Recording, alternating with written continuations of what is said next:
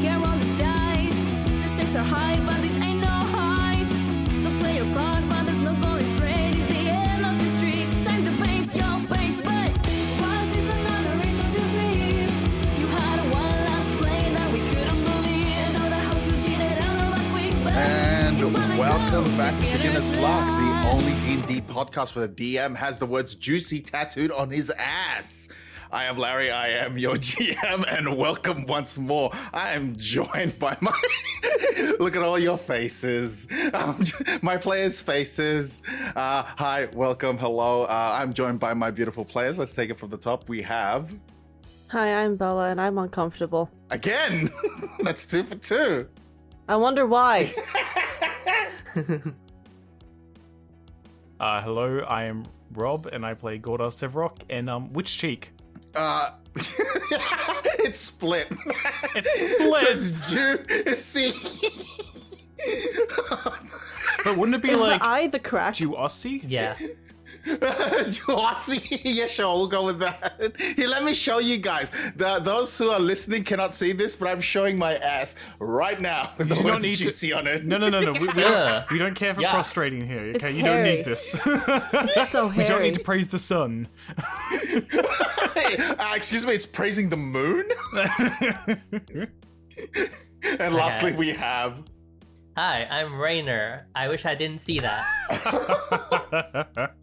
Okay, and just before we get into the game and before the recap, I do have a question for your characters. And that question is, if you were to come back as an animal after death, what animal would you be? So this is reincarnation. Yeah, it's not that deep. It's not that deep, Eddie. Yes, reincarnation. Okay, but in order for me to choose an animal, I need to know, like, what are the parameters? Does karma come into play here? Does that determine what type of animal I get? Let me pull out the rule book on reincarnation. I don't know. Yeah, okay, but also, do I retain my memories? Why not? Okay, I don't want to. I opt out. I'm dead. I'll stay dead, thank you. If I die, I die. So there is no animal that you would choose, Annie. No. So if destiny were to, well, not destiny, but fate or life itself would say, you may return as an animal. You make no choice. Very well. I will select one for you. Is that how you? Is that how it would play out? Well, yeah. Because if I don't retain my memories and if karma doesn't go into play, then yeah, I don't care.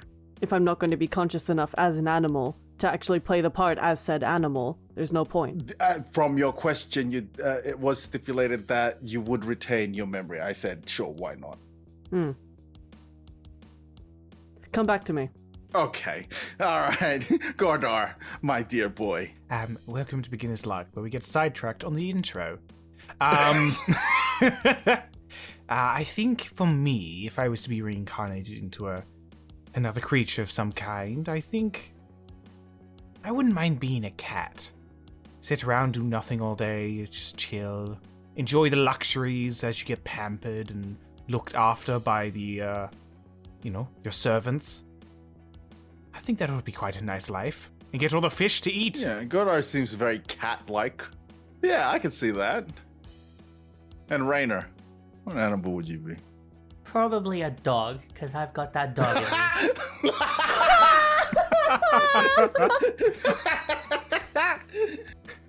That explains so much as to why we do not get along in so many different instances. It does. Yeah, that makes sense. I can see that. I can definitely see Rainer as a dog. Okay, let's go back to Annie. Do you have a answer at all or none at all? Some kind of bird. One that can fly. Maybe like a vulture or a hawk or something. A vulture's Freedom. interesting, but I think hawk would be more fitting. I think. They're such majestic creatures. Much like your rival Coppernickel. He's hawk-like. I just remembered, so that's fun. All right, on to the episode. Not a fish? Onto it. Actually, no. Gimbal, no. What animal would you want to be reincarnated into? A lion! Huh. Because I am brave. I think I've watched that movie. Yeah, I think I've watched that movie. You had to visit a wizard or something? Oh, let me at him. Oh, let me at him. Fucking love that guy. All right, and now on to the recap. After rising due to a disturbed night's rest and planning on continuing their journey, the mood shifted as the alarm bell rung out as a figure stood behind Gimbal with an arrow placed to his head. The figure declared themselves a cannibal hunter, as numerous other figures made themselves known surrounding the camp. With quick thinking from Raina, the self-proclaimed cannibal hunters were subdued with a hypnotic stun, which allowed Gordar to tie them up and Annie to pull Gimbal to safety. But that safety was short-lived. As the hypnosis faded, pale white humanoid creatures with ragged clothes and mouths that covered half their faces leapt upon the hunters and chased the group through the forest. With these cannibals hot on their heels, a beacon of safety was seen up ahead in the form of light posts. The town was not too far away. Upon arrival, an insistent uniformed guard kept demanding they show their teeth. And once done so, they were allowed inside the town as arrows rained behind them, slaughtering many of the cannibals. Inside these walls was a modest town with French-like finishings and town's guard in suits of armor ordained with rose iconography. Soon the group was met by the captain of the guards, a tiny halfling man in a suit of armor a bit too large for him, in which he was instantly made fun of and picked up like a child, causing the group to be thrown in prison not even 5 minutes behind these walls. Within the opposite cell was another figure, one who looked like any other, until its grin went too wide and its teeth jagged like knives. It was a cannibal.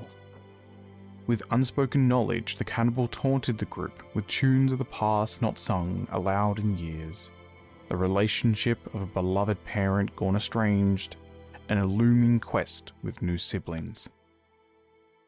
As the morning came, the group woke to crunching and tearing of flesh as a guardsman lay dead in the cell where the cannibal was feasting. With the guards called, the cannibal was taken away and the group questioned, but Raina in his trance knew the truth. Annie had broken out of her cell, opened the cannibals, and called for the guard. With the captain unaware of this, he tasked the group to question the creature. Its demeanor had changed from the night before, but to no avail of its own safety.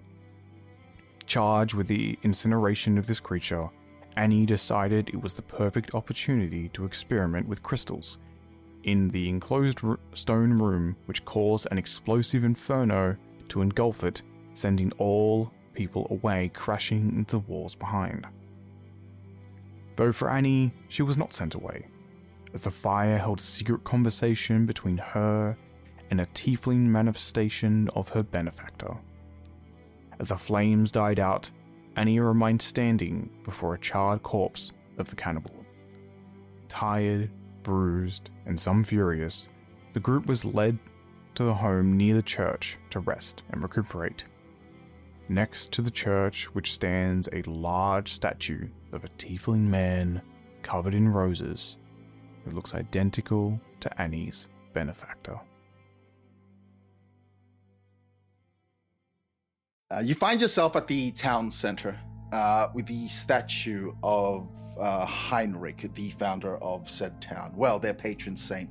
You are being guided by a guard of no renown, and he's leading you towards the shelter, your current base of operations on which you can currently use. As you pass the fountain with the statue that sits above it, you can also see a large church.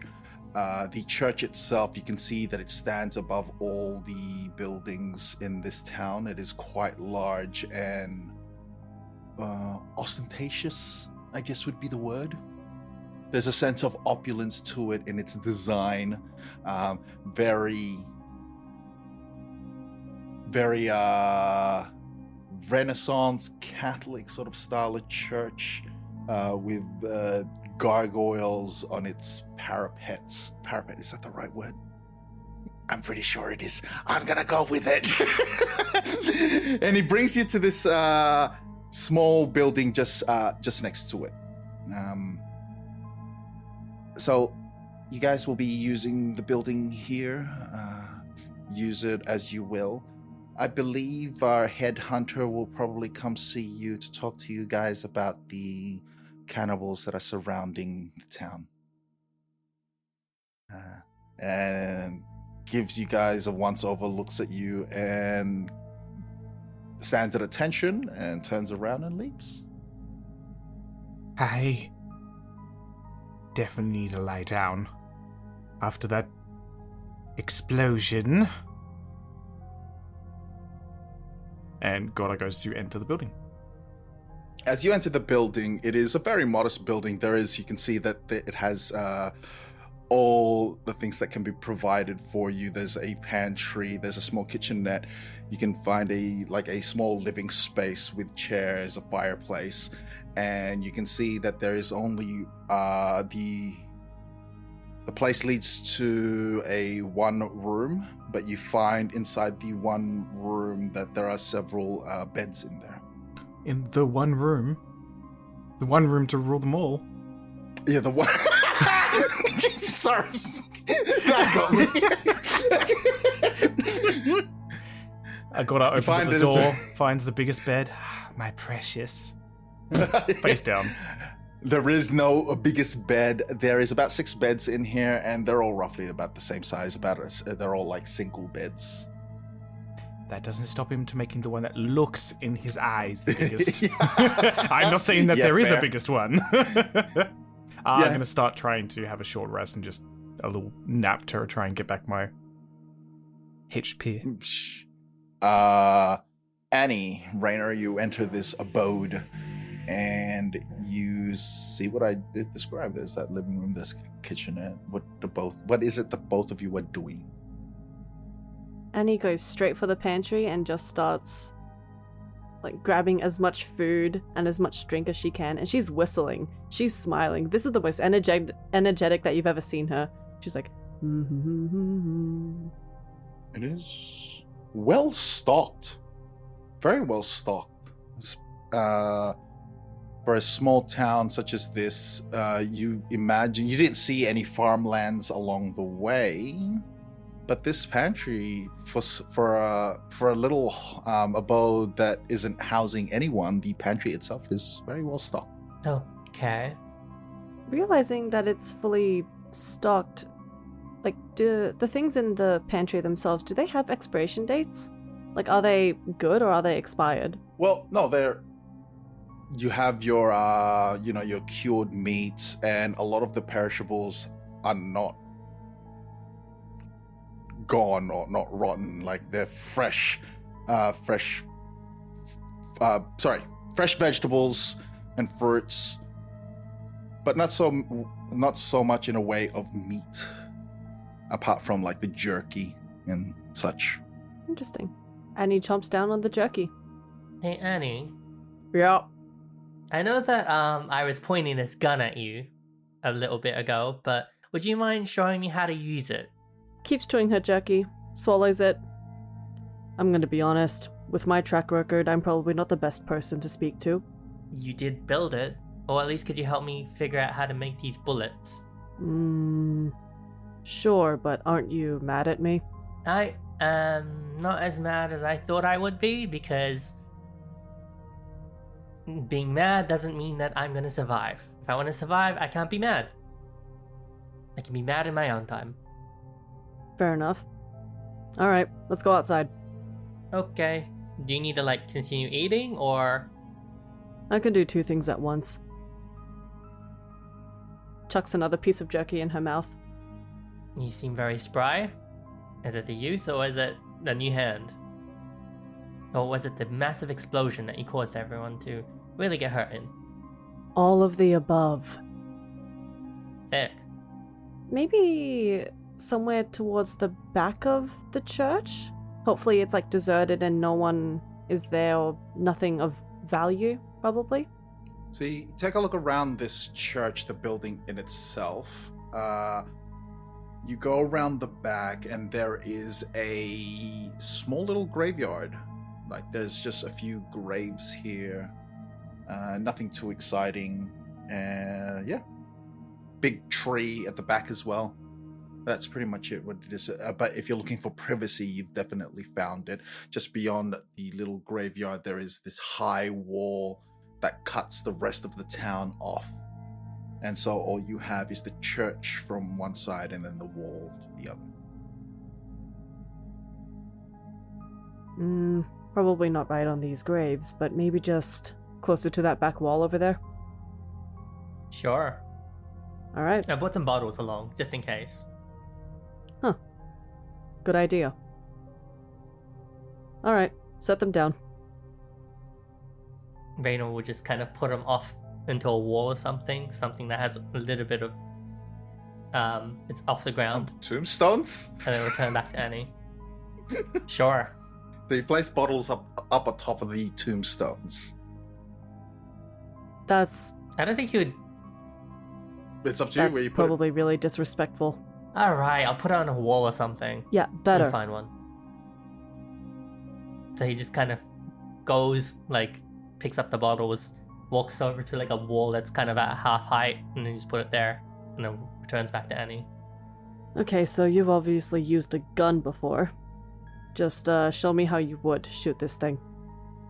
He kind of picks up Sokolov's gun, kind of just tries to relax a little, and then he tries to emulate what Annie's doing with her gun. Do I need to roll anything? Go ahead and just give me a dexterity check without your proficiency if you're rolling an attack with this gun. And without proficiency. Okay, I got a 16. Okay, so you take aim at one of the bottles. And how far are you guys standing away from the bottles? A good 10 feet? Yeah, like a good 10, 12 feet away. You see Annie, before you take fire, Annie sort of just readjusts you, and then you adjust your aiming at one of the bottles, and as you fire, you hear a loud bang from the rifle itself and a crash. A bottle shatters, pieces flying. Wow, you're a natural. It's kind of mostly the weapon. Actually, let me take a look at your gun. He hands it over to her. Just looking at the gun, you did mention before that this gun was very, old and it had some homey-looking repairs and maintenance. Yeah, so you do recognize the design. It is your earliest design of the rifle in itself. So imagine your current rifle, imagine that being in beta, and this current rifle, the one Sokolov had, was the design from the alpha stage. Quite heavy. Yeah. It does have some weight to it. Very wide. I can only imagine that the grip and even the trigger itself is it's not very thin, it's quite thick. Yes. And along with a lot of the homemade or makeshift repairs on it or modifications, you can see that the gun is not as good as yours. Mechanically speaking, it would do less damage than your one. Annie's in a little bit of contemplation as she holds the gun in one hand and is going through her bag with the other. She brings out a crystal bullet. Okay. One of her own. The one you carved? Yeah. And she, releases the magazine, puts that new bullet in there as the next one to go, cocks it back in, and returns the gun.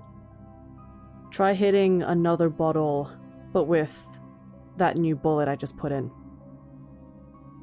Okay, as long as it doesn't explode and kill me. That's what We'll be I'm fine. testing. What? real quick. So, Annie, this carved bullet, is it? Is this one of those bullets that I did not carve a rune into it. Okay, so I did it's not. just you've just carved it as a bullet. Yep. Okay. Just as a bullet. Okay. Gorda stares up at the ceiling. It's getting so restful. Boom! Rest in peace, Granny. Rest in peace, my uncle. He got hit by a bazooka. Okay. Rayna's gonna look at the bullet, kind of look up at Annie, kind of look back at the gun. Or if you want, I can do it if you're feeling so cowardice. He just hands it to her. Sure. All right. That's if he can hit it. Let's see if I can, especially with this older model. God, how old is this thing? At least... probably just 35 years, I imagine. Jeez, why is it so thick? Rayna's gonna hide a smirk. Yeah, so is Larry, but he's really failing at it. No, Rob, don't move your eyebrows. That's what she said. I thought it was constipation. So if you are going to fire this rifle with this raw bullet that you had just inserted into it, so go ahead and just do your normal attack roll with your normal rifle. Okay. Rayna is just gonna take a few steps back. Okay. Probably a good idea. Actually, no, more than a Probably few best. steps. Yeah. Gonna peek behind a tombstone. You did it? So, I got a 14 total. As you fire your the older rifle, you feel the rifle itself heat up and whirs, and you can see almost the magic swirl around the rifle itself, and there is a loud boom. You hit the bottle, it shattering, and go ahead and roll me a D100. D100, 71. Okay. So, Rayner, you were watching Annie fire you're firing Sokolov's gun, and you see it hit the bottle. As the bottle shatters, there's this magical swirl that seems to happen, and you can see almost this, and this entire area, it is filled with like this kind of reddish mist, and both of you feel scared. What was that? What'd As you in, do? like, fear is setting into both of you, where you're afraid of almost your own shadow as well. That was no part of the crystal. She's starting to stutter, and her legs are shaking, and so is her hands while holding this rifle. Paranoia. Rayner is he's like in a very closed off position. He's just like, what do you mean? You shot it? That wasn't the crystal? I don't think that was the crystal. This might have been something else. Let's run. I don't think I can move. My legs, they're shaking a bit too much. No, then reload. There's still a full magazine in here. I don't know what am I supposed to shoot at? As you're all freaking out, the mist dissipates, and the feeling of fear is no longer present. What the fuck? I swear I don't think that was the bullet. Can Rayner do a check to see what exactly that was? Sure. Go ahead and give me an Arcana check, please. Will do. While Reyna does that, can Annie remove the magazine from the gun and then turn the gun around so she can check inside the barrel? Not really. If you know anything about No? it. I mean, well, you can. I'm just saying it's... Yeah, sure. Okay, so, Rayner, what did you get for your Arcana check? I got a 9. Okay. You can't exactly know what had just happened, but you're beginning to suspect it may have been an effect from the bullets itself. Oh my god. Annie, as you're checking the barrel of the gun, is there anything specific that you are looking for? You look down to the barrel of this gun and... I just wanted to check if, after the bullet was fired, if there's any, like, burn marks or scorch marks or something that is red, to see if it really did come from the gun or if it was just an effect of being near the church. I think by firing this rifle and when it did heat up, by this time now, after calming down, you would not be able to tell. It's cooled off. It's cooled quite off. There is no visible evidence anyway at the moment. Any scorch marks or the like. Throwing it out there, because Sokolov has had this gun for so long, and he did have it in like that red, fleshy, autonomous area. Autonomous, that's the wrong word. But yeah, that red, fleshy area. Could the red mist be related to that? Why don't you go ahead and give me an Arcana check, since you're essentially doing the same thing of what Rainer's trying to figure out. And he also got a 9. Twins. Yeah, you well, as far as you can tell, it is most likely related to the bullet that you used. Well, okay, maybe I won't give you the crystal bullets for now. I don't think that's good. Yeah, just regular bullets, and maybe could you see if you can make this a little better? Yeah, it's a little heavy. I'm sure I can refine it somehow. That's yeah. As long as you can kind of teach me how to make your bullets to some degree. I promise I won't teach anyone else, or I just kind of need to know, just in case I ever have to do it on my own. Yeah, no, that's fine. I can make a few extras for you, but yeah. Do you want me to hold on to the gun for now, or? Yeah, until you can either repair or fix it. Yeah. Okay. I'll give you some time to do that. I kind of just want to check out these new, the magical things we picked up. Oh yeah. Yeah, I completely forgot about that. Let's just go back inside, I guess. Yeah, can you figure out what they are, or do we need to call someone? Maybe they have someone who knows how to identify these things? Maybe I just need to rest for a bit and I can look into it myself. I think I'm a bit too overwhelmed. Yeah, it's a long day. Let's all get some rest. Gardar, I want you to go ahead and give me a short rest, please. There was not a lot of rest with the shooting, but it's still kind of just chilled, staring at the ceiling, just like, it's okay, girls. Just when you just need to go to a room by yourself and just decompress from a party kind of thing, even though the noise is still happening around you, just like, I just need some space. That's what's happening right now. So I'm gonna spend some hit die because I need it. As you're resting and hearing you hear a boom first, the first boom. Kaboom. After the first kaboom, there is a knock at the door. Hello? Yes? You, So I presume that you're gonna go and answer it. You're getting out of bed. At first, they just call out. Yeah, there is no response to your yelling, and you hear the knock again once more from the front of the place. Why can't any of the others be around? Okay, and drags themselves out of the bed, goes over, and will open it up at like a crack, just to like see through. You peer through, and you can see a heavily cloaked individual, human, brownish dark hair, beard, and you recognize this to be the guy in the forest who had an arrow at Gimble's head. I'm sorry, what do you want?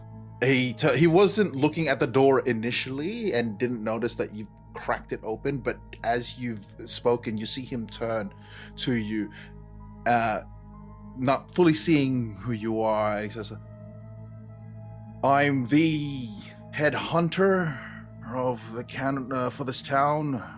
I was told to come see you. Well, you and your coterie. What are you being sent here exactly for? I understand that you are dealing with the cannibal problem that we have, and the captain saw it fit that you would do well with my advice, considering I am head hunter. Another boom. Boom. The second boom is now heard.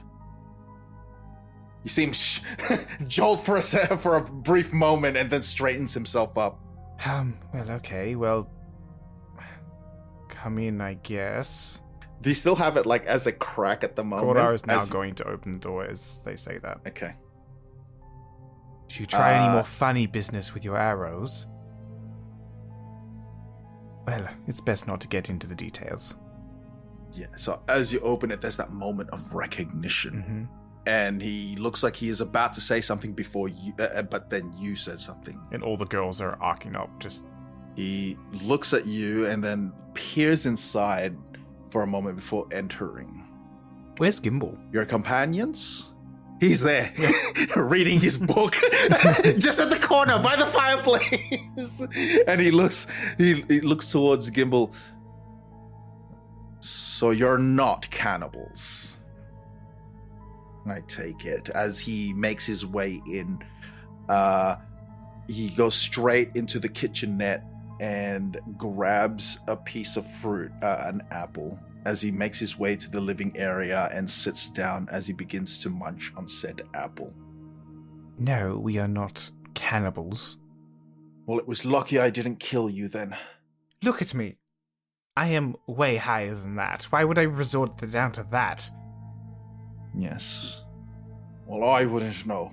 Anything outside these walls potentially could be a cannibal. Not better safe than sorry, as they say. What have you been doing to get rid of these undead? For the most part, this town has been protected, but recently one has slipped through, which should not have happened. We spend our time patrolling the perimeter, ensuring that they are dead. So you'll forgive me if we thought that you were cannibals themselves. As he puts his feet up onto the coffee table, and you see Gimbal lowers his book and sort of just looks, and then raises the book once more to hide his face. Gordar goes to sit down at the table, but grabs his boots, pushes it off the table. Have some decorum, please. You can't be... And this town was not too good at that job, because we told them about this cannibal multiple times while we were locked up, and they still managed to open the door and keep trying to get close to him, so not exactly the most careful around here. He looks at you for a moment after you brushing his feet off the table. And you got that right. Them boys inside the wall don't know what it's like outside. So I would agree with you. And the front door opens as Annie and Rainer walks in. Annie, Rainer, you can see, as you enter, you see Godar and Gimbal here in the living space, but then there, a large individual, which the both of you immediately recognize as the man in the forest. We have a visitor. Annie points her gun towards him. You see him just munch on the apple as he looks at you, Godar. It's not up to me what they do. Look at me. What do you want? You're the one who needs to apologize for moving up on us. I apologize for nothing. I did my job. I was doing my job. And I'm here to do it again. Do you want the information I have or not? Looks the both of you. He stands up and then kind of sizes you up, Annie, and kind of sizes you up as well, Rainer.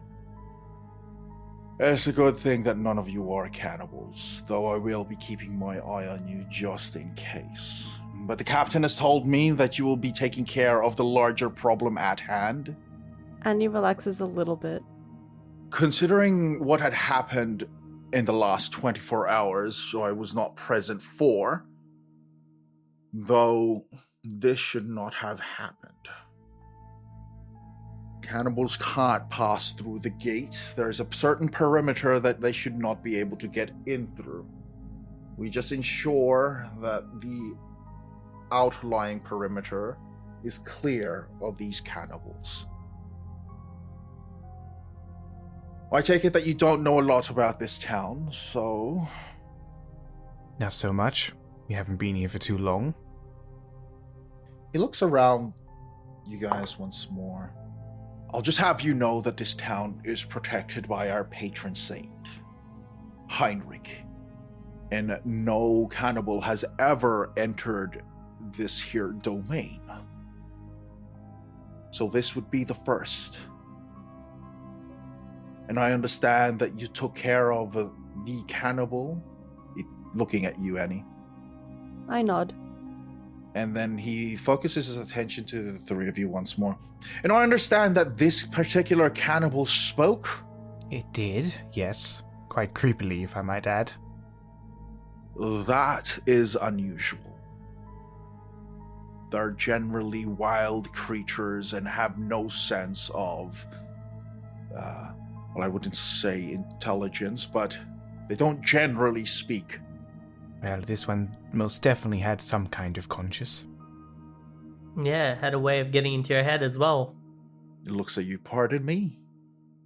It has a way of getting in your head. It seemed to have known or been able to access my memories. Their memories as well. And it seemed to really know how to manipulate. It talked about things that I've never shared with anyone else. Songs from the Narrows that I didn't talk about. I'm inclined to believe you, but how much do you know of the cannibals of this area? I doubt you don't know much at all.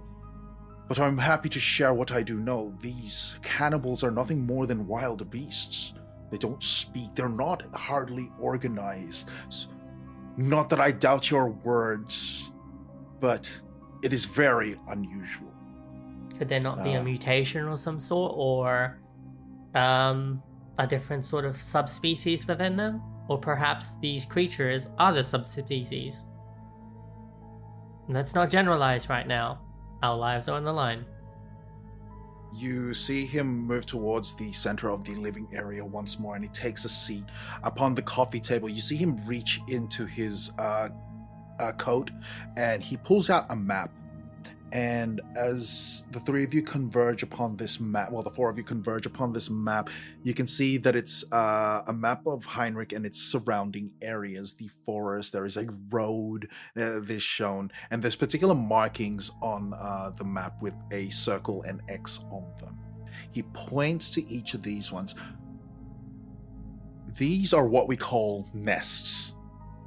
Now, as I said, they're rather wild, not organized. Generally, these nests, this is where most of them congregate or sleep or do whatever it is that they do. They're very, as I said, very wild. They make no motion of any sense of organization unless it is particular to that particular nest. For the most part, each of this nest is led by what we like to call a rat king, who heads the rest of them, but nothing beyond scavenging for what they can find. Most of the times they move towards, and then he runs his finger across the map towards the east from where you came from, down the road where you had met Sokolov, and he points. This place here seems to be teeming of life, one way or another. Not many of us venture out here, as it is rather dangerous, but cannibals are known to go down there quite frequently, if they don't try and attack the town itself. One thing that we have noticed in the past week, and as he points at some of these circles with the X's on them, you can see now some of them have been scratched off completely. He points to about 4 of these nests, and you can. He starts to explain. Now, 4 of these nests here, they seem to begin to migrate, which again is very unusual. And they're migrating north, and it seems to have, well, from what I can tell, is a new form of organization. And then he pulls out a pen to which he marks northwards where he believes this might be a larger nest. So I don't know exactly what you have planned of trying to take out these cannibals and to keep this town safe. But if they're getting in, even with our protection, both the protection of us and the town's own protection, and now this sudden migration, it raises a lot of questions. That's all the information I do have on them. If you'll need me, I'll be in the church. As he stands up and begins to walk towards the door. Well, thank you for coming by. Think about it, figure something out, and I guess we'll come find you eventually. What was your name? Boggy. Buggy. Right. Cool. As he closes the door and leaves. And he tries not to laugh. Okay. His name is Boggy, not Buggy. Boggy. B-O-G-G-Y. Boggy. Boggy. Mm. Oh, Boogie. Boo. Boogie. We just hear Boogie. disco music coming Yeah, from great. the church. Yeah. Brother boogieing down. Listen here, Bog. So as Boggy leaves, you see now Gimbal slaps his book down and he looks at the map, and you just see him just sort of copying the map over into his book.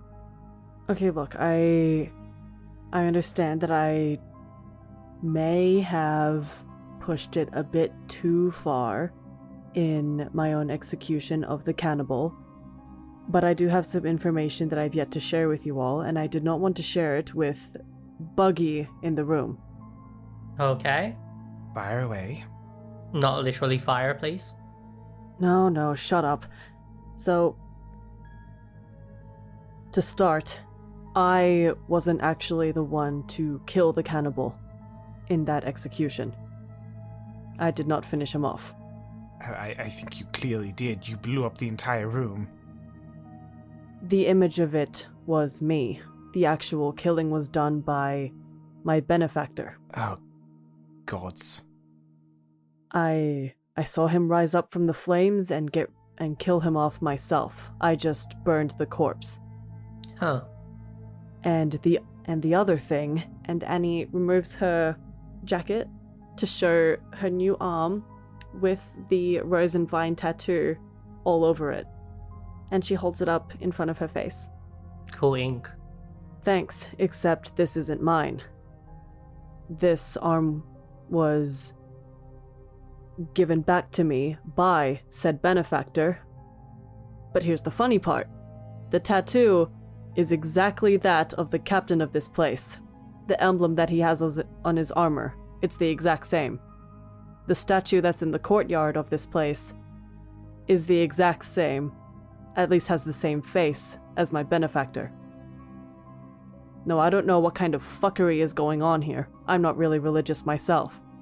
But either something happened for my benefactor to go from this savior to now wanting to kill this entire village, to even maybe working with the cannibals. Wait, I don't know what's happening. what? I figured I should just let you all know. Your benefactor wants to kill all the people in this village. That's what I understood. At least, he said in the initial deal that I have to find his body or something. At least set him free, as he put it. And he said that there needs to be bloodshed. Now, whether or not it's from the village or the cannibals, I've yet to figure that out. So any ideas are welcome. sorry, I'm still just processing that you just turned around and said that your benefactor wants you to kill everybody here. What? We're not doing this again, please. Yeah, mine didn't even say that to me. Look, Raynor, I know I gave you a lot of harsh judgment, but because I'm going through the same thing myself now, I'm sorry for said judgment. I mean, I understand it, I guess. When I made my deal, I wasn't told all of this information that you're receiving.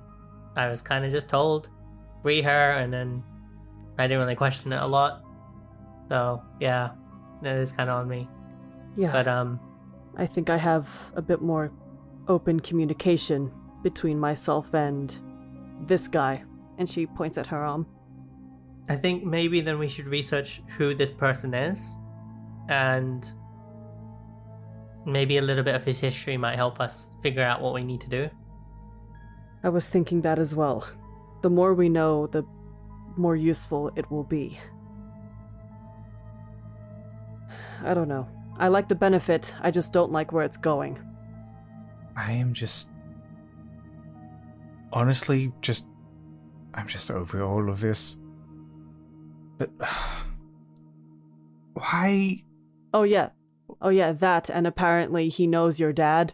Or maybe he was just using that against you, I don't know. What? How come everyone knows my father? I was gonna say everybody knows. As it looks over at Raynor, we still need to have a conversation about that. But... Hey, we can have that conversation whenever you want. What?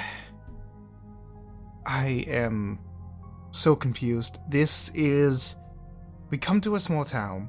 Your benefactor is their idol and the thing protecting them, apparently, but also wants to kill all of them. Is this just... what?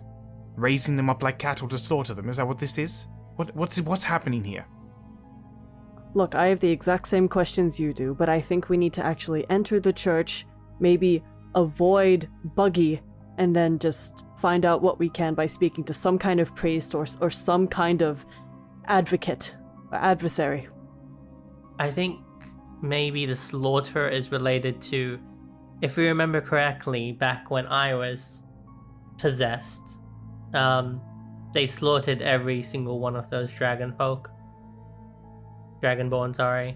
and that caused my patron to essentially resurrect with their powers. Perhaps yours is trying to do the same with the people of this town. Yeah, but actually something about that as well. When we were told to go into the area of the Golden City, I'm pretty sure we were informed that there should be nothing there. So I'm now second guessing if that place was even real at all. Do you know what I mean? I think the books here might help us. I think for the moment, let's just get some rest, and then we can figure it out later. Do we have the time? If these undead are moving their nests and moving around, how long until they barge down those doors? Oh yeah, and speaking of the nests, and Annie puts her bag of holding onto the table and opens it up, Oh, God, and just there's more. gently raises up the bomb, like the bombs that Tink gave her. Oh, I think these might be beneficial. I thought it was going to be something really negative, another thing to be brought up about something. Okay, I can work with this. That's definitely could be handy. Yeah, and I also still have that bomb from the Golden City, so maybe we can do that if we find out what my benefactor is really after. Are you sure that you want to go up against him though? It's a bit risky. Oh no, I am definitely not ready to face off against a god, demon, tiefling, multi-headed freak. But no, I'm saying if we can figure out if he doesn't care which group of people die, it could potentially help us for a swift process. Sure. Well, I need 4 hours. So, I'm gonna go into that room, right? Koda? Yeah, that one over there. Cool. I'm gonna wait. Is there a? Did I have a shower or did I have a bathtub? There is a bathroom. It has a bathtub, but no indoor plumbing. You can see there's a bucket next to the bathtub, and peering out onto the window, you can see that there is a old pump. That is really bothered. Prestidigitation. Sure. Those who remain have noticed that as Gimbal is now, you see him continuously writing in his book, but not so much as using his hands. You can see his eyes closed, and you can see the quill that he has is doing the writing itself. Oh, telekinetic one, aren't we? That is really cool. He opens his eyes and the quill drops. Huh? Oh, You drop this as Rainer's gonna use his telekinesis and just hand it to him. He grabs it midair and he's like, I found this! And Where'd you find it? When with that guy and the one who had that shop, I found it there, and now I can write with this without using my hand. Watch. And then he lays the quill down onto on top of the book, and then he closes his eyes again, and you see the quill go upright, and he begins to write, and you see him writing, "Hi there." He wrote in the book. Gimbal, can you identify these artifacts? I have some means, yes. Rainer's gonna kind of go, okay. And he needs to rest. So he kind of like takes his three magical items and just kind of puts them in front of Gimbal. What do you think? So what you handed him was a small bag, a pair of bracers, and a candle. I can probably identify only one of these things. The braces, then. Okay, it'll take me some time. Okay. Take your time. I'm just gonna go meditate in the other room. Okay. Are y'all going to be taking a long rest? Or is there anything else that anyone wants to do? I think Gorda might go for a walk throughout the town, so what if anyone else wants to do? Rainer has trends. I think Annie either wants to join Gordar for that walk, but then just like go look at the statue that's in the town square. Okay. Alright, so Gordar, Annie, you both head out, and Rainer, you head to the bedroom to take your rest. We'll go with you first, as you're taking this trance. It goes not uninterrupted. For the most part, your trance is going fairly well, and still aware of your surroundings and everything that is happening around you, and you're getting these tingling feelings on your fingers. Just a slight tingle, almost familiar in a way. And you're getting visions, which is unusual because it doesn't generally happen. But then you're getting visions of gold. You're seeing gold once more as the liquid of gold, walls of gold, just gold. Everything golden. Annie, Gordar, as you leave this little abode, you begin to take your first, well, not your first steps, but you take your steps into town, wandering about. Annie, you take a look at this statue. What is it that you're trying to discern here? I know that when Annie looked at the statue before, she could clearly see the resemblance between this statue and her benefactor. But I think Annie now is just going to see if there's any physical similarities, like maybe the clothing, even if there's any traces of this statue of Heinrich being a tiefling. Oh, it's almost 1-to-1. If you recall, the only difference is in place of the flame is the roses. So if you recall, there was like almost like a ring of flame, especially if he crashed out a bit on you. There is no ring of flame on him, but more of just a ring of roses. When she looks down at her tattoo on her arm, because she didn't bring her jacket, like, are there any flames on this tattoo, or is it just the roses? It is the roses. There is this intricate design of almost kind of like smoke that entwines them in a way, but you don't know if that is just like a design choice or if it represents anything. But the rose design on it is very much similar to what you're seeing on the statue itself. Any sort of placard or sign on the statue? Yeah, it is. There's simple words on it. Here is Heinrich, founder of this town, our patron saint. Does it say what he's a patron of? No. It also adds, founder of said town. So is this your little friend? Apparently. The resemblance is uncanny. But it is definitely not the same. Oh? How so? I mean, for one, whenever I speak to him in my dreams or in my head, there's no roses, there's only flames. And yet, the arm comes in front of her face again. And yet this arm that he returned to me is covered with these roses. It's not the flames that I'm used to seeing from him. I guess I'm just trying to figure out what exactly I'm supposed to do. Okay, well, that's unusual. You think he's trying to manipulate you or sway you in any way? I mean, that cannibalistic freak that he killed kept saying, "Our Father."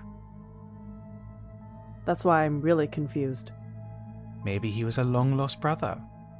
I'm not even going to entertain that idea. Oh, culty owl. Okay, never mind, sorry. Yeah, I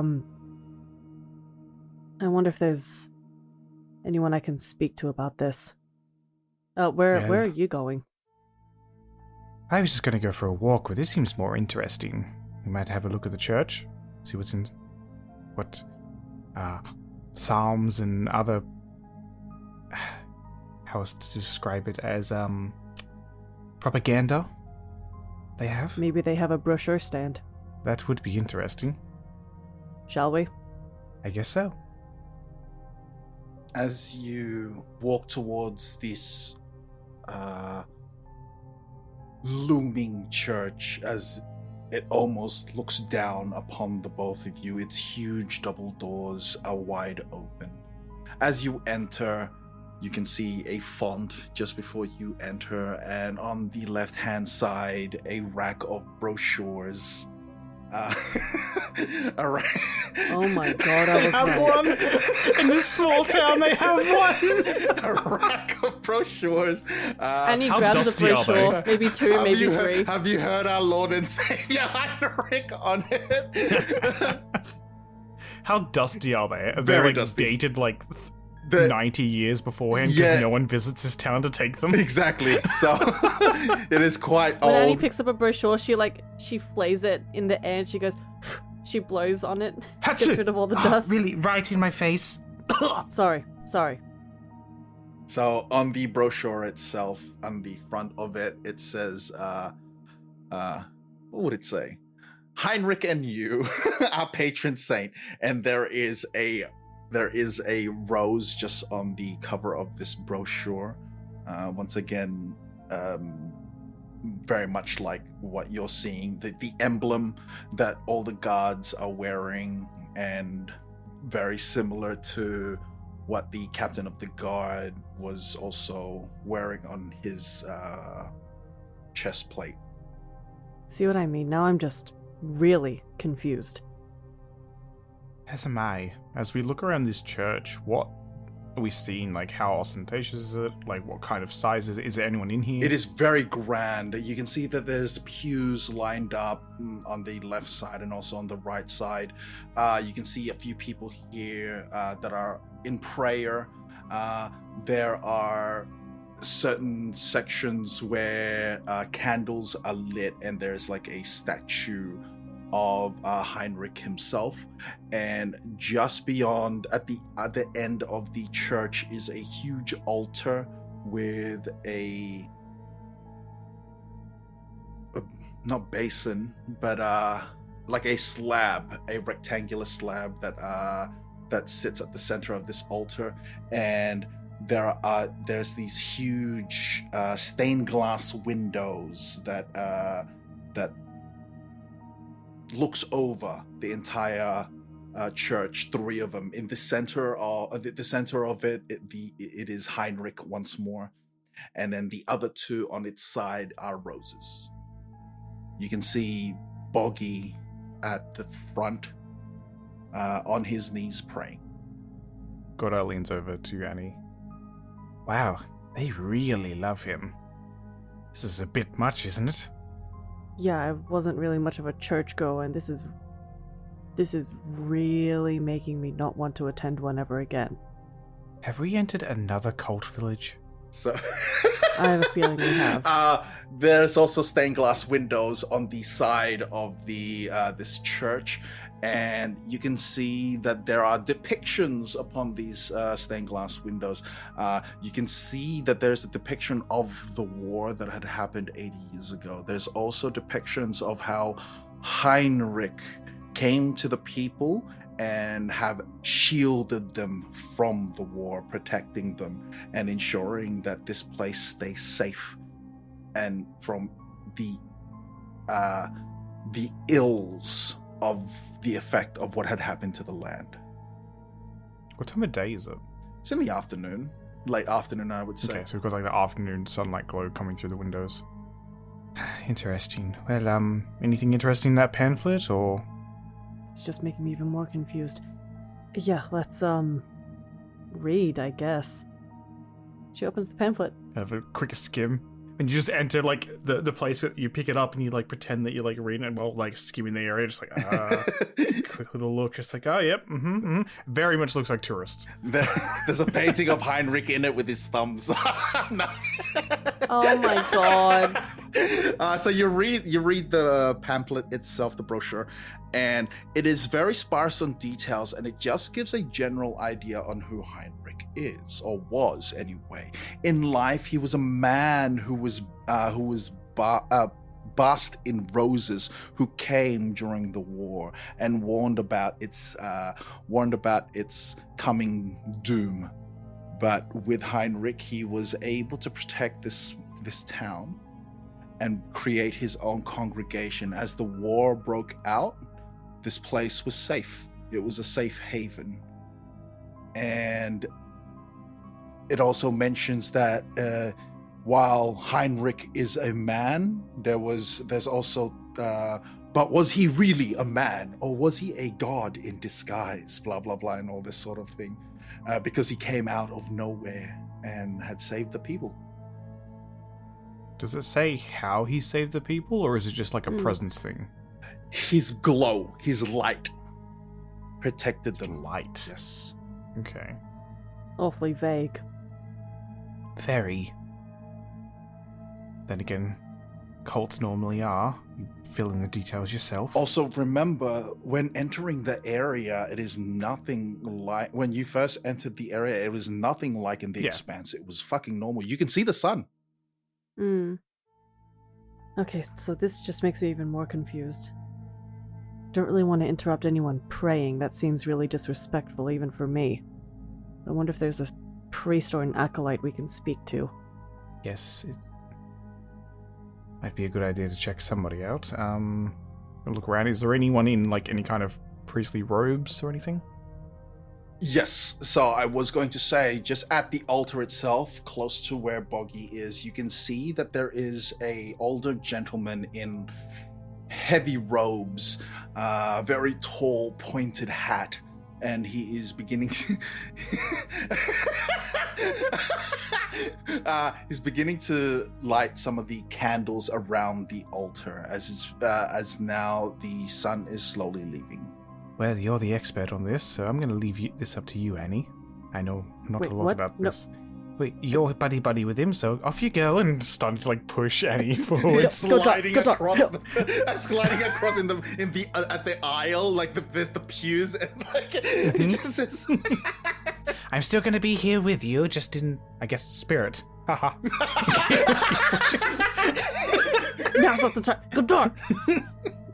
As Annie's being pushed closer to this other person, Annie's face is just completely blank, straight eyes, straight face, just no emotion whatsoever, statuesque almost. As you're approaching the sliding across the aisle, you see Boggy get up and sees the both of you. Well, I see that the both of you are here. I assume that you'll be attending the afternoon sermon. Yes. That's good to hear. What? And you see him just With quiet whisper of what behind Annie, just oh shit. As he see him nod, gives you both a nod, and he continues to walk down the aisle, and he takes a seat at the back. Speaking to the individual in front of her, excuse me. You see the old man now up this close. He looks fucking ancient, bro. He's got these gigantic glasses on his face, almost like those Coke bottle glasses. So his eyeballs look so massive as he's looking at you. Kind of looks like he doesn't have any teeth. Really old and looks really, really frail. And he turns to you. No, my potential children of the rose. Hello! Hello. I think... No. I am interested in learning more about our god, Heinrich. No, yes, you've come at a perfect time. New children to the flock, I see. There'll be a sermon happening soon. A service. This afternoon. We have a service every day in the afternoon. You should take a seat. You'll learn so much. And the way he hobbles, again, just looking at you with those owl-like eyes because of his glasses. I am so uncomfortable. Really staring at the both of you. He's a tiny man, human. He's hunched over. In his hunched overness, he stands to be about maybe 5'5". And you seem, I'm just preparing for the service. So if you'd like, stick around, take a seat, and the service will begin shortly. Okay, great. Thank you for your time. Okay, I don't want to be sitting in the front row. Come on, let's go back here. I'm gonna go back a little bit further into the pews. Hold on a second. Yeah, I don't really want to be noticed. Oh, so Larry, you say 5'5" like it's small, huh?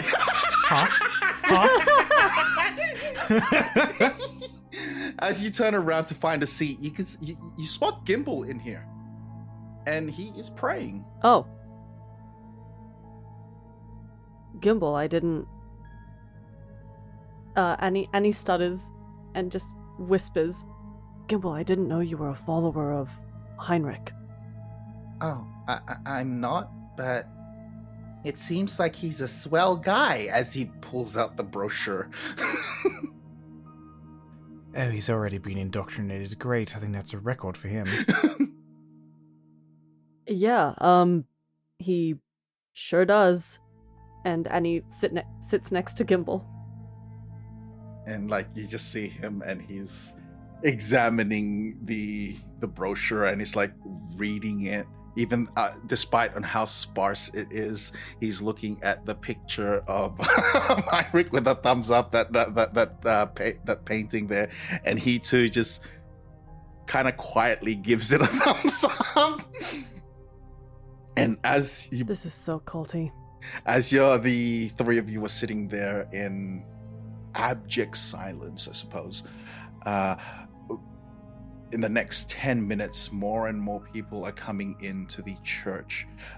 You're now beginning to see that it is most likely probably the entire town that's in here. A lot of them are making their way into the pews and taking a seat, and they wait for moments until the head of this clergy, I suppose, centers himself at the altar. As he centers himself, you see the people begin to stand up, and then you see Gimbal quickly stand as well, because seeing as everybody's doing so. I am not going to do an entire sermon. Yeah, that's gonna be. What do you mean? You don't have this much. written down, ready to go? I am not going to. How dare you? And as you can probably tell, it What's the spark parallels notes? a lot of what I grew up with. What's the spark notes? What's the minutes of this meeting? As the sermon begins, the clergyman begins to speak of Heinrich and his greatness and his benevolence. He talks about on just exactly.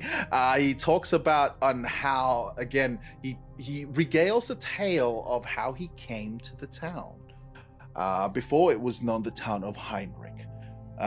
He talks about how most of the people that was living here had feared for the war and the upcoming war, and had heard of other towns have just been wiped out, decimated. And one day Heinrich had come in, basking in the glow of the sun. Petals of roses followed him as he walked, and promised the people that he would protect them. And he talks about how Heinrich, who is just a man, but in his radiance was able to shield the town from the upcoming danger, the upcoming doomsday. And as he has shielded this town, he had professed his love to the people, and he does this because he cares, because he loves. And as the war ended and as the town was safe, Heinrich was no more. But then the clergyman continues, but he is not no more, for he is with us always. He is in our hearts. We wear him on our chest, and he puts his hand on a rose that is on his chest, and the people follow suit. You now notice that most of the folks that are in here also who's attending have a rose on their lapel or dress or whatnot, where they place their hand upon the rose. The sermon goes on for about 40 minutes till the clergyman blesses them all with the light and rose of Heinrich. As slowly people begin to leave, few people stay behind and speak to the clergyman, but for the most part, most folks are departing. Well, that quite literally gave us nothing. Pretty much. Seems it's pretty surface level religion. Nothing out of the ordinary, but I guess cults normally aren't too in depth. It's almost too surface level. You see Gimbal now amongst the congregation, now speaking to the priest, and as each of the person there among the priests are asking for blessings and such and whatnot. You see Gimbal just go down on his knees and his hand out and his with his head bowed low. The one that is apparently intelligent, he falls for this every single time. Suppose his curiosity takes the better of him. I think so. It's a good thing we're not tied to him anymore. Not literally. You think he's searching for his purpose in life? I think so. He's not going to find it externally. He needs to figure that his own shit out. I think we're done here. Poor rat. I think we're done as well. I'm going to cast a message to Gimbal. Come on, Gimbal, we're going. As you're saying that, he's actually walking over towards you guys with the clergyman behind, with the priest behind him. Oh, great.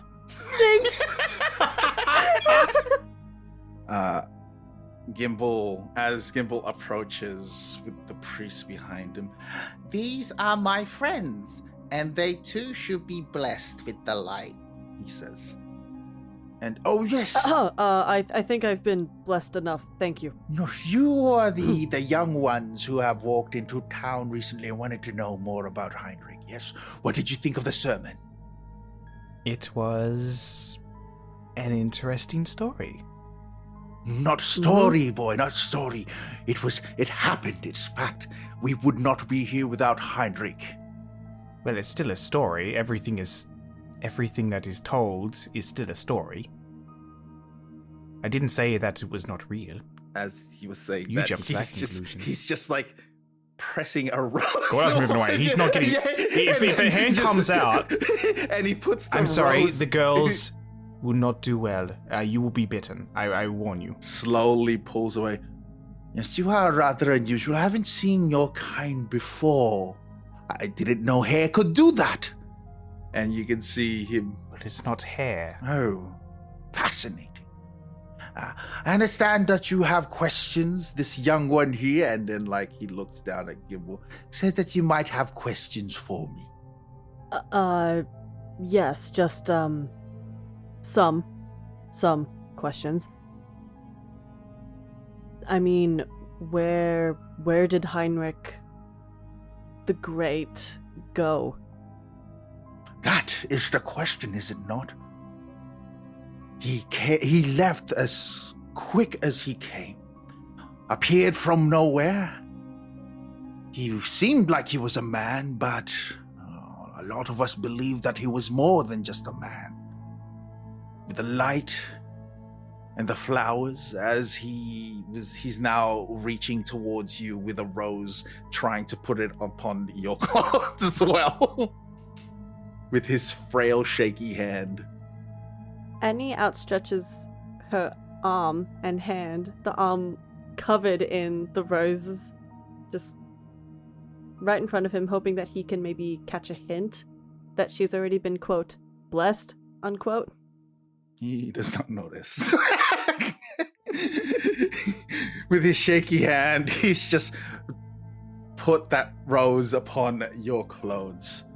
yes, it's fascinating, isn't it, that beings such as Heinrich can walk amongst us.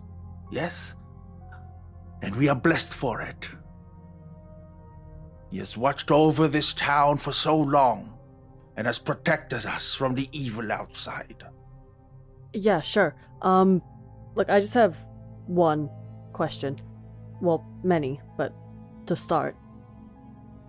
Did he not teach you anything else?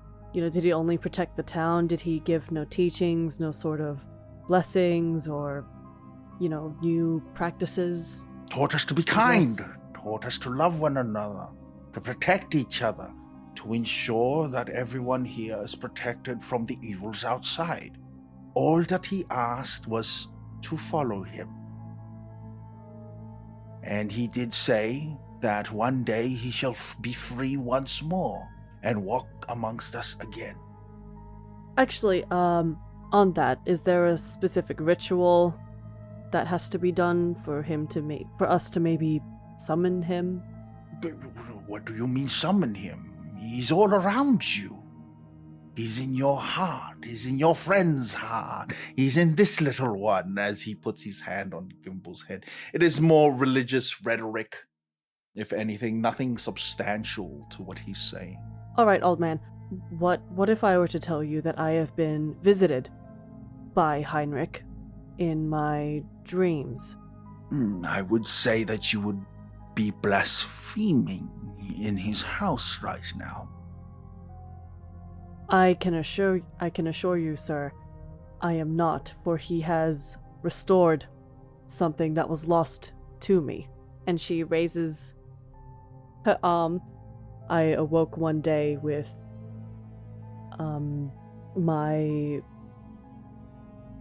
my arm fixed with some new tattoos, and I noticed earlier today that my tattoos were the same as what Heinrich has. you can see, even with his Coke bottle glasses, that there is not a glint, but a clear look of surprise and wonder. And he turns to his congregation. A miracle has happened, and it was bestowed upon this one from Heinrich. I would prefer if it was just quiet, And, if it was a private matter. He grabs your hand to raise it as people. Can he even reach it? Well, he tries to anyway, as people now are trying to surround this section of the aisle as you're still sitting in the pew, and the clergyman continues. This outsider was touched by Heinrich himself. See that he has returned her. You said you lost your arm, dear. He leans over, and now it is present. See the mark of the rose upon her arm. Look, I just want some answers. Truly, he is great and grand in his holy light. You are blessed, child. And he looks at you, Godar. Don't touch me. Surely you see the miracle that has happened here. Surely Heinrich is great, and with your own affliction, Sort of like hinting at the snakes, right? Heinrich too can touch you and bring forth your... He trails off, trying to motioning towards your snake, and he trails off. People, you see a miracle has happened. And it is evident through this outsider that Heinrich is still amongst us. And we must do what we need to do to set him free. For he will once again walk amongst us, his people. Yeah, how would one set him free? Is he like buried somewhere? Has he been incarcerated? Is he burned to ash? Like what does that entail exactly? He reaches into his robe and he pulls out a small book. And he hands it to you. If you wish to know more, learn the teaching of Heinrich, all in this book. Okay, yep, great, thank you, bye. and he gets up, walks past Godar, and just leaves for the front door. Don't leave me behind. You're finding it difficult now to leave the church. I mean, you do make it out, but it was quite an ordeal, as people are now trying to get a glimpse of you, trying to get a glimpse of your arm. You hear people go, "Oh my God, it is a miracle! Heinrich is he for us? The love, the light, the roses, and everything." As you, I don't think he's really here for you. It is amazing. He truly is with us. Sort of thing. Yep, sure is. Can you move, Gimbal please? And drag him behind. Come on. Heinrich is with me too. He's getting dragged. You make it out of the church. Okay, I think that went better. You better? Yes, maybe. No, better than the Golden City. Just that was a whole different ordeal. Yes. Okay, so we got the book. I guess whatever this is. Yeah, let's go. Yep. Gimbal, you're not reading that book. But I want to read the book too. That's okay, I got one. Gimbal, you keep going into every... Where's the book? Give me the book. No! As he's like, hand behind back. Give me the book. But Father Pompadour gave it to me. Give me the book. As Father Pompadour. Yeah, that's what you were laughing at. With a shaky hand, he hands over the small book. And you can see on the title now, The Word and the Light of Heinrich.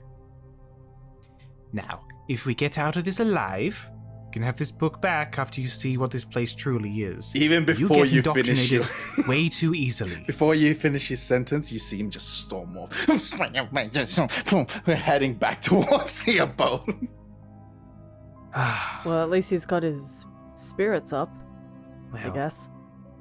Sometimes I wonder, why do I even try? Come on. Yeah. Rainer, As the visions of gold pass, you're now aware of your surroundings once more. You hear the door open, and you know it's Gimbal. You recognize his footfall upon the wooden floorboards, Pitter patter, pitter patter, pitter and patter. you just hear him grumble to himself. And then you hear a loud thump, which you assume is him, like falling into a bed. And then you just hear him quietly cry. What happened, Gimbal? He took my book. What book? We went to the church and we were learning about the really awesome guy Heinrich, who likes the roses and the light, and he came and helped the people. And Father Pompadour gave me a book to read about him, but then Gordart took it.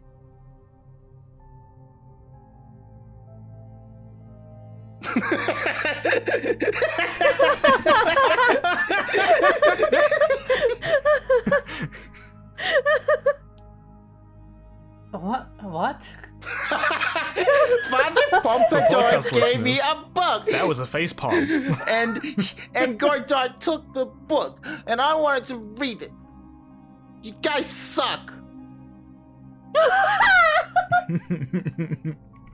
Raina's gonna kind of sit up, stretch a little, and he's like, "You walked into a church and got converted this quickly."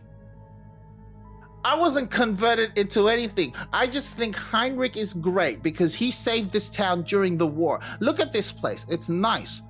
Would you not say that that's a good thing? How do you know he's telling the truth? Because the people are happy? So, the people are happy all kinds of places. Does that mean that everyone's good? I mean, they're protected. They haven't suffered the same way others had suffered previously. That he really protected them from that war that happened. You've probably heard this at your school, but history is written by the victors. That is true. So, how do you know that it's right? These people are the victors. They're winning. So, does that mean that everything that they're saying is true? He sits up. You are a researcher. It is up to you to find the truth. Yes, and as evidence shown, and everything that we had come across this place, this land, everything had tried to kill us, except here. People are nice here for a reason, because they were protected and they were guided by the light and roses of Heinrich. Would you not say? The light and roses of Heinrich that are on Annie's hand, and you mean the creatures that are cannibals that have shape-shifting and try to eat people? Oh, that one? Yeah, we're being protected from them. Are we being protected? I thought we were protecting them. Well, if I heard correctly... Why am I arguing with you? Gimbal, go back to sleep. I thought we were having a discussion. And as We can have a you see, discussion, fine. He pulls the blanket over him. And Why don't you finish your chores? No. Sorry. Gimbal? Annie. Yeah, go on. Gimbal, if I get you back the book, will you promise not to be converted into a faith and then have us essentially have to decultify you? I just wanted to read because it gets so boring we don't have any reading material. Huh. Fine, I'll get you back your book. As Annie and Godra, as you enter the abode, you kind of just hear Gimbal. I thought you wanted to have a discussion. You heard that part, and then back to Oh, sort of jeez. like low talking. Did you... I mean, I know why you took the book from Gimbal, but did you really have to, like, do it now? He's going to instantly start reading the book, and then we're going to wake up in the morning. He hasn't slept. He's read the whole thing, and he's going to be praising this god, and if they say, hey, we need a sacrifice to bring him back, he's going to stab us in our sleep. He's gonna be wearing all roses. Yeah, he's gonna turn up covered in a robe that's covered in roses. I don't want to die by Gimble's hand. No, you're right. That's absolutely pathetic. Rainer, it's getting pretty loud out there. Rainer's gonna kind of come outside. What happened? I take a bit of a rest, and you guys walk into a cult?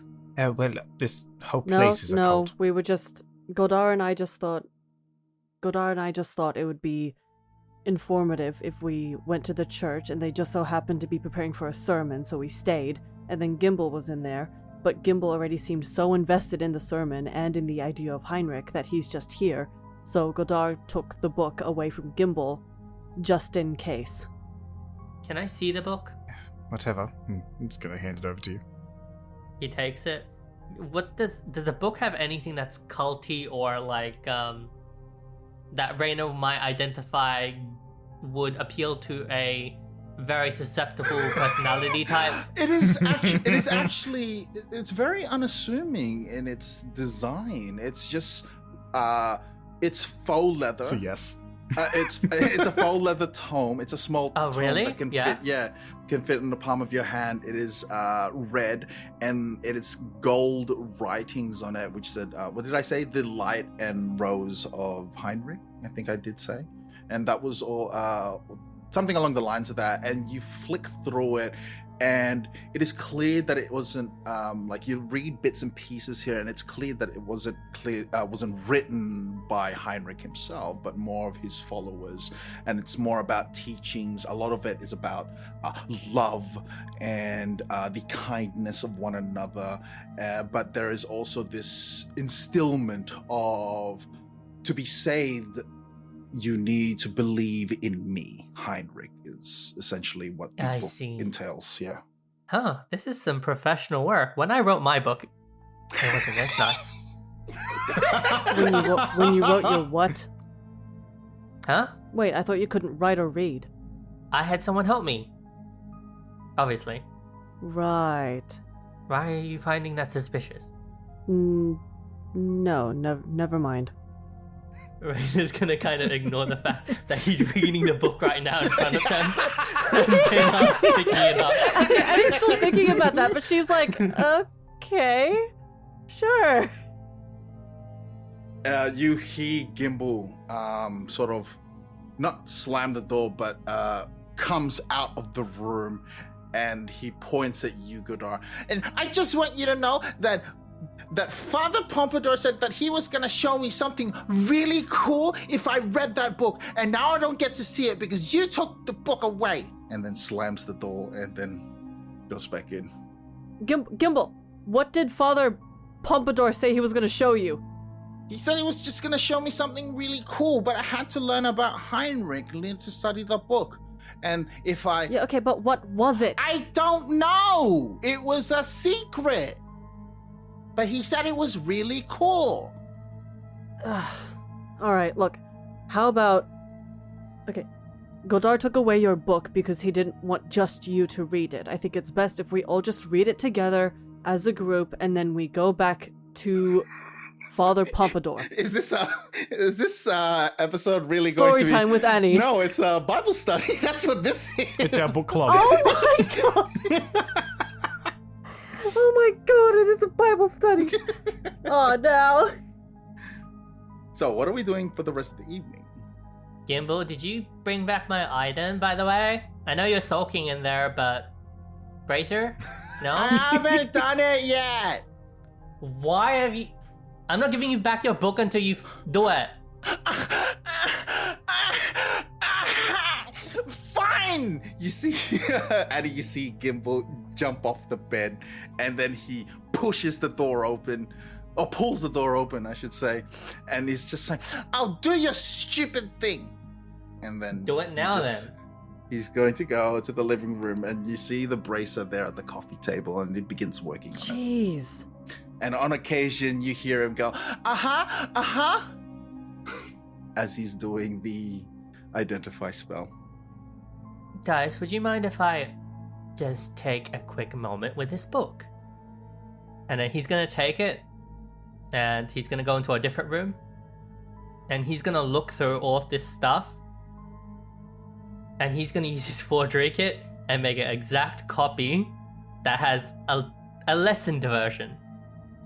Something a little less. Oh, interesting. So like an abridged version of the book. Abridged version that's a little less susceptible to something like Gimbal. Okay. Why don't you go ahead and just give me what skill would this fall under? Intelligence? Yeah. Go ahead and give me intelligence, add your proficiency, and also add your bonus for the forgery kit. I'll just roll forgery kit. There's wild backstory stuff coming up in a campaign roll. What? Is this really D&D? I love this. This is so good. 14. You spend your time trying to create this abridged version of the teachings. You think that you've done a fairly good job. You've reduced it down to the little tome itself, because it's smaller, so the text is a bit more condensed. But you got it down to about maybe 10 pages. Yeah. Rainer's not trying to make it look smaller. He's trying to make it look identical almost, so that he can hand Gimbal the copy rather than the actual version, just with changes in wording, so that. You want almost like a recreation of this book? Kind of, yeah. That's a bit more tricky then. If it's, yeah, he doesn't mind if it's like not perfect. He's just like, yep. Good enough. Okay. You've done the best that you can with this book. It is thinner. But you don't know how long Gimbal had it, and you don't know whether he could tell if it is the same book or not. But it has been over an hour at this point. Annie, Gordar, I imagine that the both of you are just watching Gimbal sort of like has his hand over these bracers and occasionally going, yep, I see. Okay, but what? All right. Okay. Occasionally doing that, and his didn't take so long. So during this hour, what are we doing? Are we doing anything specific, or are we happy to just sort of like...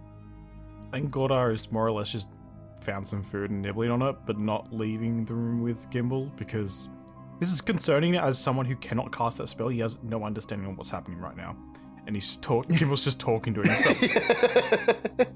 Annie, is that normal when you cast this kind of spell? Yeah, actually. It is? It is. It's like a, what do you call it? It's like a fern coal. Oh. Yeah, That it was weird. It was really weird back in my day. It was dial up and everything. Someone's using the identify spell near you and you have to fucking wait, or you hear You have reached the identify hotline. Please wait while we connect you. It's that sort of thing. Mom, get off the identify hotline. I don't care what your herbs are. Stop it. I need to talk to my friends. Raina, you come out. While... Oh, go on. Yeah, sorry.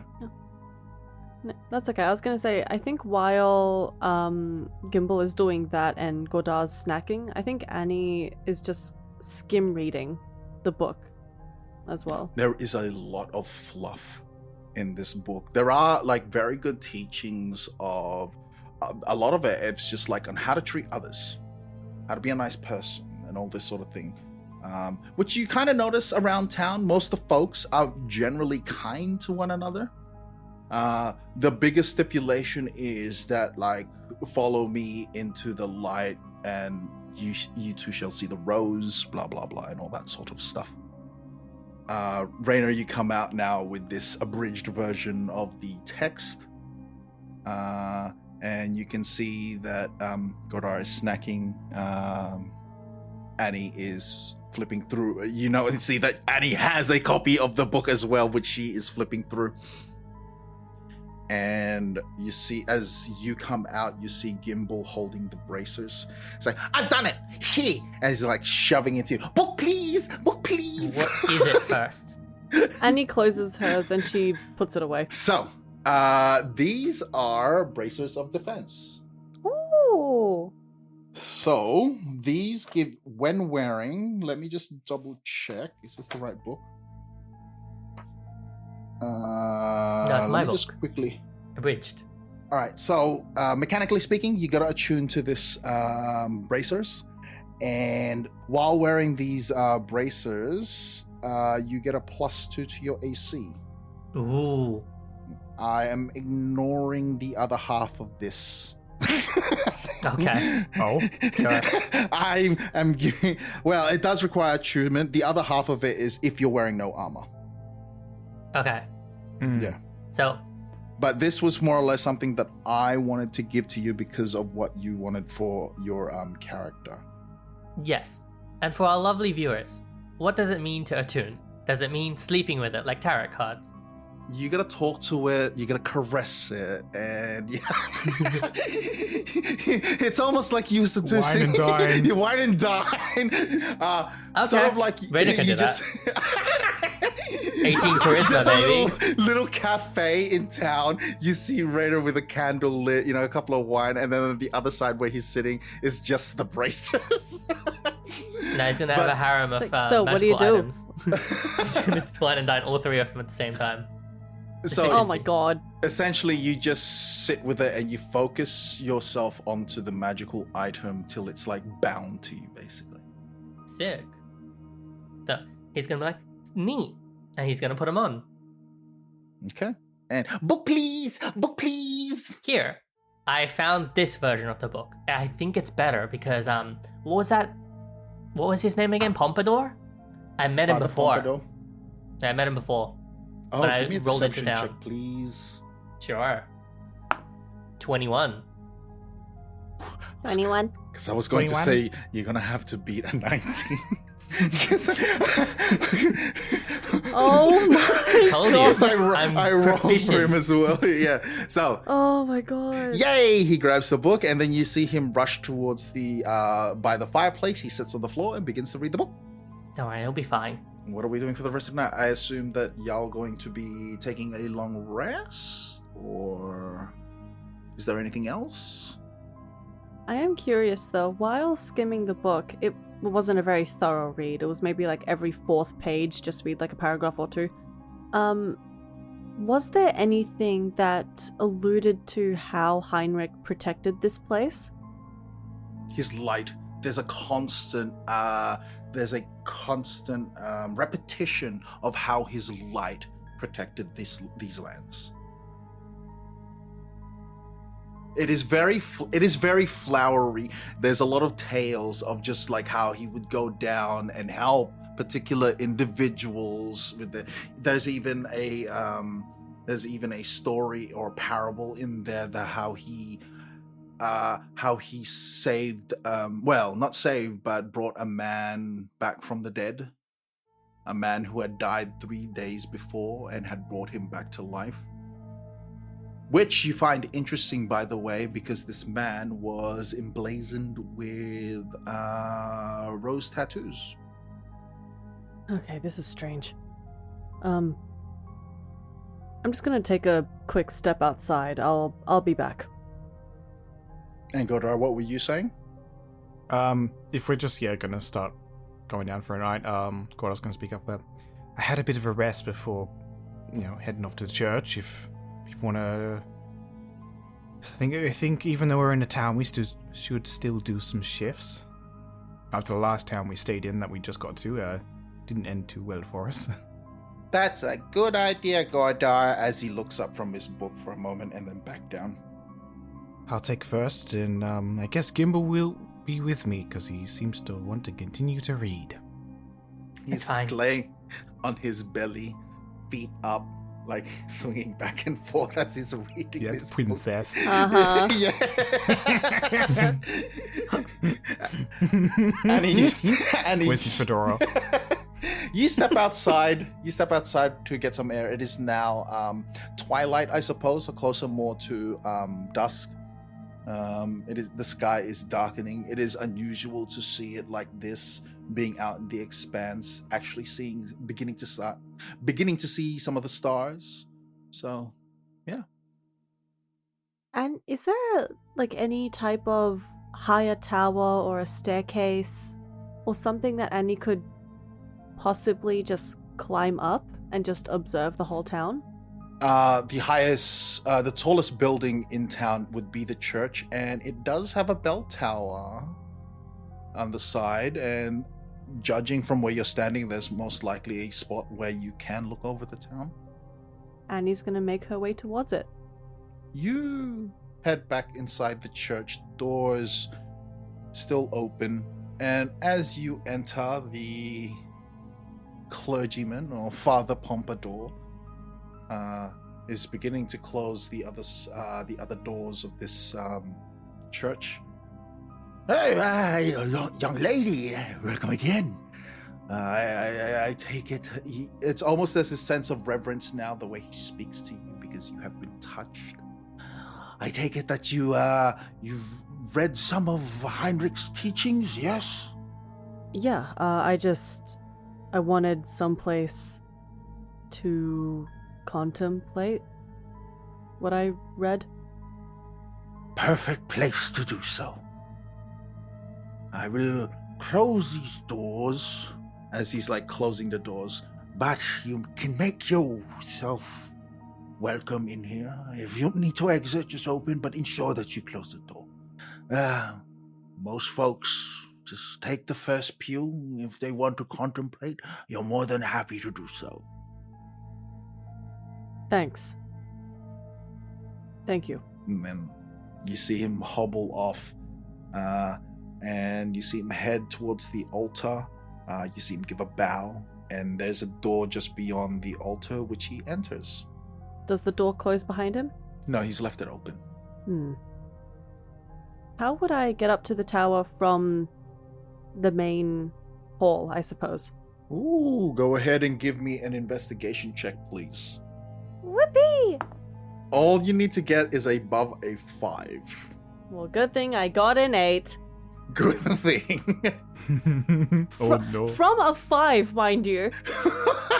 So, you look around this church. Your footfall, despite on how light you try to be, echoes in the chambers. You can see that a lot of the candles have now been put out, though there is some illumination happening from above you. You can see, you can also, now that you're looking up here as well, you can see kind of like balconies where people can sit as well. And there are torches by those sides which are giving the illumination in this room. You find a staircase which leads up to those balconies. And up there you find another set of staircases which is on the side on where the tower is, which is where you saw. You find that the door is unlocked. You walk in and you see that it is a staircase, not a spiraling staircase, but the staircase that hugs around the wall itself, which leads up high towards the top of this tower. You make your way up, and your footfall once again echoes through this tower. And as you reach the zenith, apex, top of this tower, you can see that there is a small platform up here on which you can stand that looks over the entire town. No, the book mentioned that Heinrich, put a sort of protection over the town. Is there anything to indicate that, like a ring or some kind of projection, or like even just a shell, like a light shield? Because you're looking, trying to find something, give me a perception check.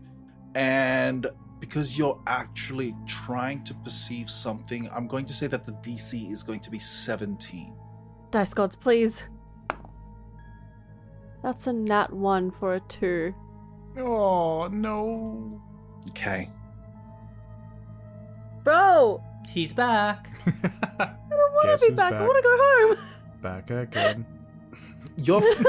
As you try to look up to the sky or the lands beyond, any indication of this protection, but you feel so tired, your eyes are straining a bit, and there is nothing greatly out of the ordinary apart from the mere fact that you can see the sky, you can see the stars, you see the woods beyond, and beyond that, you can't see much else but a dense fog. Man. Shit, I might be young again, but I'm still old as fuck. And she starts to go back downstairs.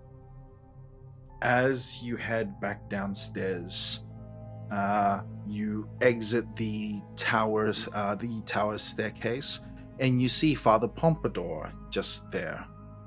And he walks towards you, and then he immediately grabs your arm. Hey. Hi. Can I help you? What are you doing? I just wanted a quiet place to contemplate. You are wasting time. Oh, it's you. You see now with his, the Coke bottle glasses where you can really see his eyes, right? You see Father Pompadour's eyes are not his. They're those of Heinrich, your benefactor.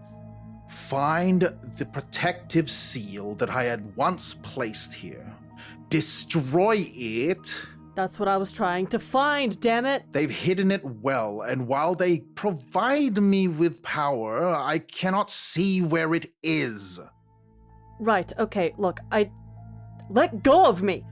I just have, a few questions for you, okay? These people seem to love you and they seem to worship you so much. Why do you want to kill them? Think of it as fattening the goose before I feed. I need all that energy, that blood to be free. I foresaw my fate of being trapped, and I had to do something to plan to get out. How do you want blood to be spilled? Do you literally want me to kill it? Do you want your cannibals to kill them? I don't understand. What do you want? Everything in this land must die. These people, the cannibal, all of them, all their blood must be spilled. Oh my god, you're annoying. And so are you, my avatar. Fire, earth, water, air. Okay. It's okay, Jake Sully. Yeah. Jake Sully. It is here somewhere. You're looking for something that generates this shield that you must break. It is a crystal. I don't know where they put it, but they've hidden it well. Break it and let the blood be spilled. And don't think I'm not listening, because I can hear you and you're thinking of not doing as I ask. Might I remind you what will happen if you betray me? Your knees begin to shake. You feel the weight of your body. You look at your hands and they age quite greatly. And you now realize that you are not young, but you are old once more, but even older than when you started with.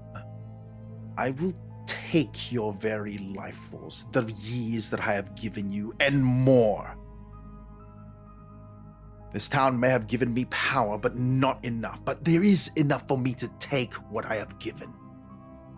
Catch your breath, and you're back again as this young Annie. Find it and destroy it. What did I get myself into? Got the answers you seek, my dear? You could say that I did.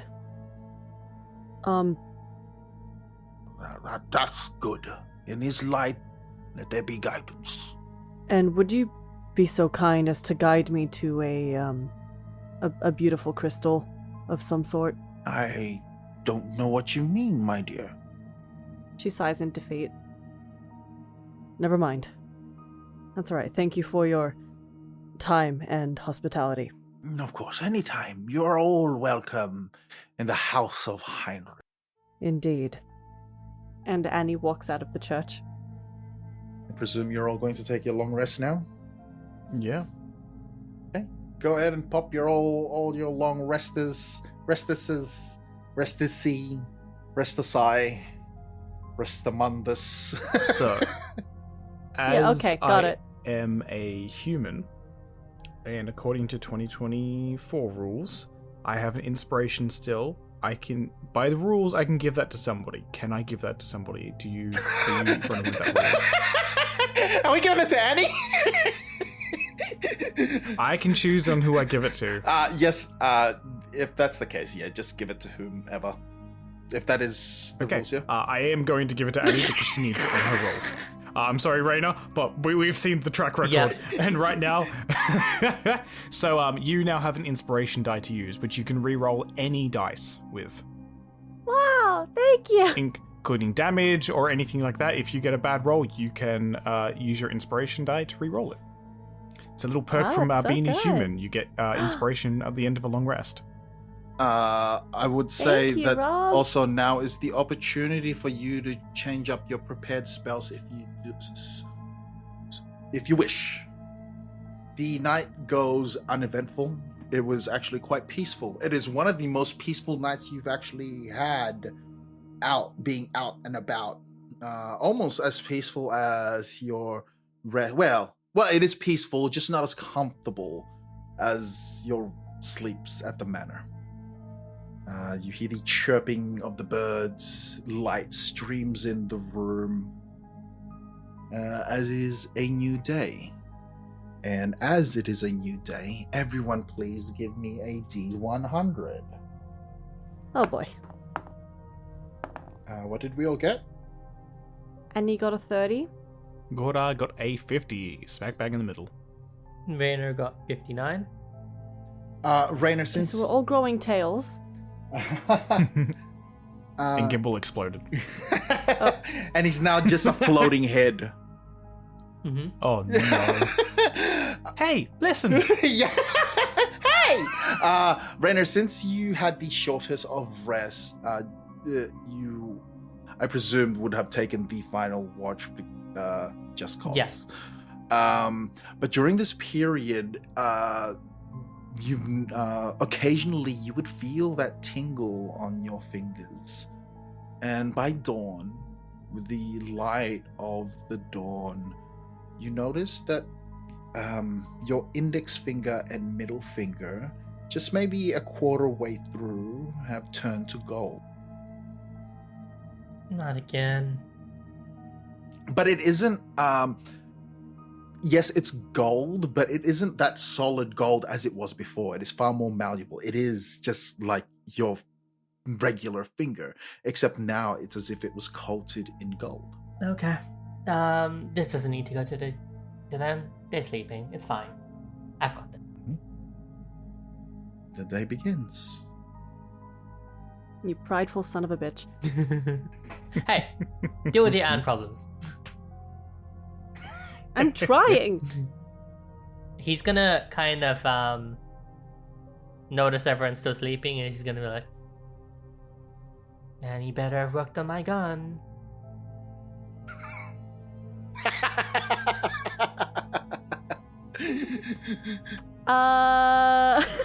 So he's gonna kind of walk into the room. He's gonna be looking at all of them sleeping. He's like, "I could just wake them up. It would be so easy." I think this early, Fine. I think Gordar would be awake. I think Gordar's usually the earliest to be up. Gora usually gets up early. Yeah, so you see Gordar already awake, kind of like preparing for the day, I imagine. Now you're out. Yes, I like to be up with the sun. Maximize my day. Mm-hmm. When you went out yesterday, did you see anything interesting? Markets or anything? I didn't pay much attention, to be honest. We kind of just went next door and then came back, so there might be something. Oh. It might be a good opportunity to get some supplies. True, being a small town, but We do still have our meals and whatnot. We haven't utilized all of those. I meant more like any sort of. Well, I need more kits, lockpicks and such. Might be useful. Ah. Potentially. It's if a small town has that kind of gear. But we could jimmy something up, work something out. Yeah. Sure, Annie could figure something out. She's crafty. You spent yesterday with her. How did she seem? Seemed pretty, I wouldn't say eager, but she was very interested in what was happening. More so in the fact that it's difficult. It didn't seem eager as in she wants to convert, but she wanted to know a lot about it, and started going down particular rabbit holes of just more or less upfront asking just straight up, where's this? What's this? Wasn't a lot of subtlety, but that's to be expected. Do you mind if we just talk outside of this room for a moment? Sure. God, I'll follow you out. He's gonna walk out into the kind of kitchen area as he's gonna show Gora his fingers. So it's your index finger and your middle finger. Gold. I thought we stopped at that. I'm figuring that whatever is going on here is somewhat related to what's going on with me. This doesn't really need to know. I think if Annie were to know this, then her patron might know this, and that might make this a messier situation. So far, I've got it under control. Difficult. But Okay. I figured you should know, because everyone hiding things has kind of made us a little more susceptible to danger. As it has. Okay. How are you going to... have you had visions of this lady again, or...? I had a vision. It wasn't of her. It was of gold. And, yeah. It's fine. It's controllable for the moment. It's not progressing as fast as it was before. That's good. Do you have gloves or anything to hide it? I can just roll down my sleeves, I guess. I'll figure out gloves if I can go to the market or something. While you're showing me, are you able to, bend the fingers? Do they still function like normal, or are they, Yeah, it's stuck? Malleable. Oh, okay. He's, bending him. He's kind of, showing you that his nails are still kind of twisting. Doesn't affect, things like that. Okay, well, it's definitely something we'll need to keep an eye on. Mm-hmm. Just a question, Gora. We talked once about escaping. After all of this, are we going back? Like I said at that fire, before we got the cannibal hunters, they are our best means of survival. Yeah. They can take us back to the city. They can get us back there. Mm-hmm. If we go against them, that's more or less saying we can never enter the city ever again. We cannot get home. And then we're going to end up like that tumorous blob. Yeah. You're right. Or worse, taken over by some god. Yeah, I was just trying to figure out next options. This is Don't worry, I've thought about it too. Don't get me wrong, I don't like any of this. But I need to think long term. The best I can. Speaking of long term, your father, he has something to do with, what was his name, Heinrich? Apparently so? That doesn't surprise me. Kind of surprises me. He did seem like a man who had all kinds of means everywhere. Could have been a lie, but He didn't seem very religious to me, but a businessman doesn't need to be religious. sounds like you knew him better than I did. Oh, I didn't know him that well. He was super high up there, but yeah. I don't know what he would need for this. Like, kind of like. Is there like a window in the little front area kitchen, like to see out on the street and stuff? Yeah. Kind of looks at like just casually, just like, I would never have expected my father to want anything to do with this or any god in this kind of area. So I have no idea. Have you made contact with him again ever since the fire? No, his face has not jumped out of a fire at me, no. It's been a bit quiet. Then again, it's kind of how often I would see him. Oh. As it was. I guess that my dad used to be kind of different too, so I kind of get it. He was a cleric, so I don't really like churches, so. Goddard chuckles a little bit. Well, isn't that interesting? A cleric could potentially help fix us. You didn't see any over there that pointed out? There was the person who did the whole service, but didn't do any magic of any sort, so might be a priest, but not so much a cleric. Rainer's gonna kind of walk back into the bedroom and then kick Annie's bed. Wake up! Ugh. Oh. Oh my god. Do you have to be so rough with it? I was kicking the bed. I didn't even kick you. Oh, shut up. As you kicked Annie's bed, you also noticed that Gimbal is no longer present. Ah, shit. Oh, where's the rat? Probably the church. The abridged version wasn't meant. That idiot. I hate.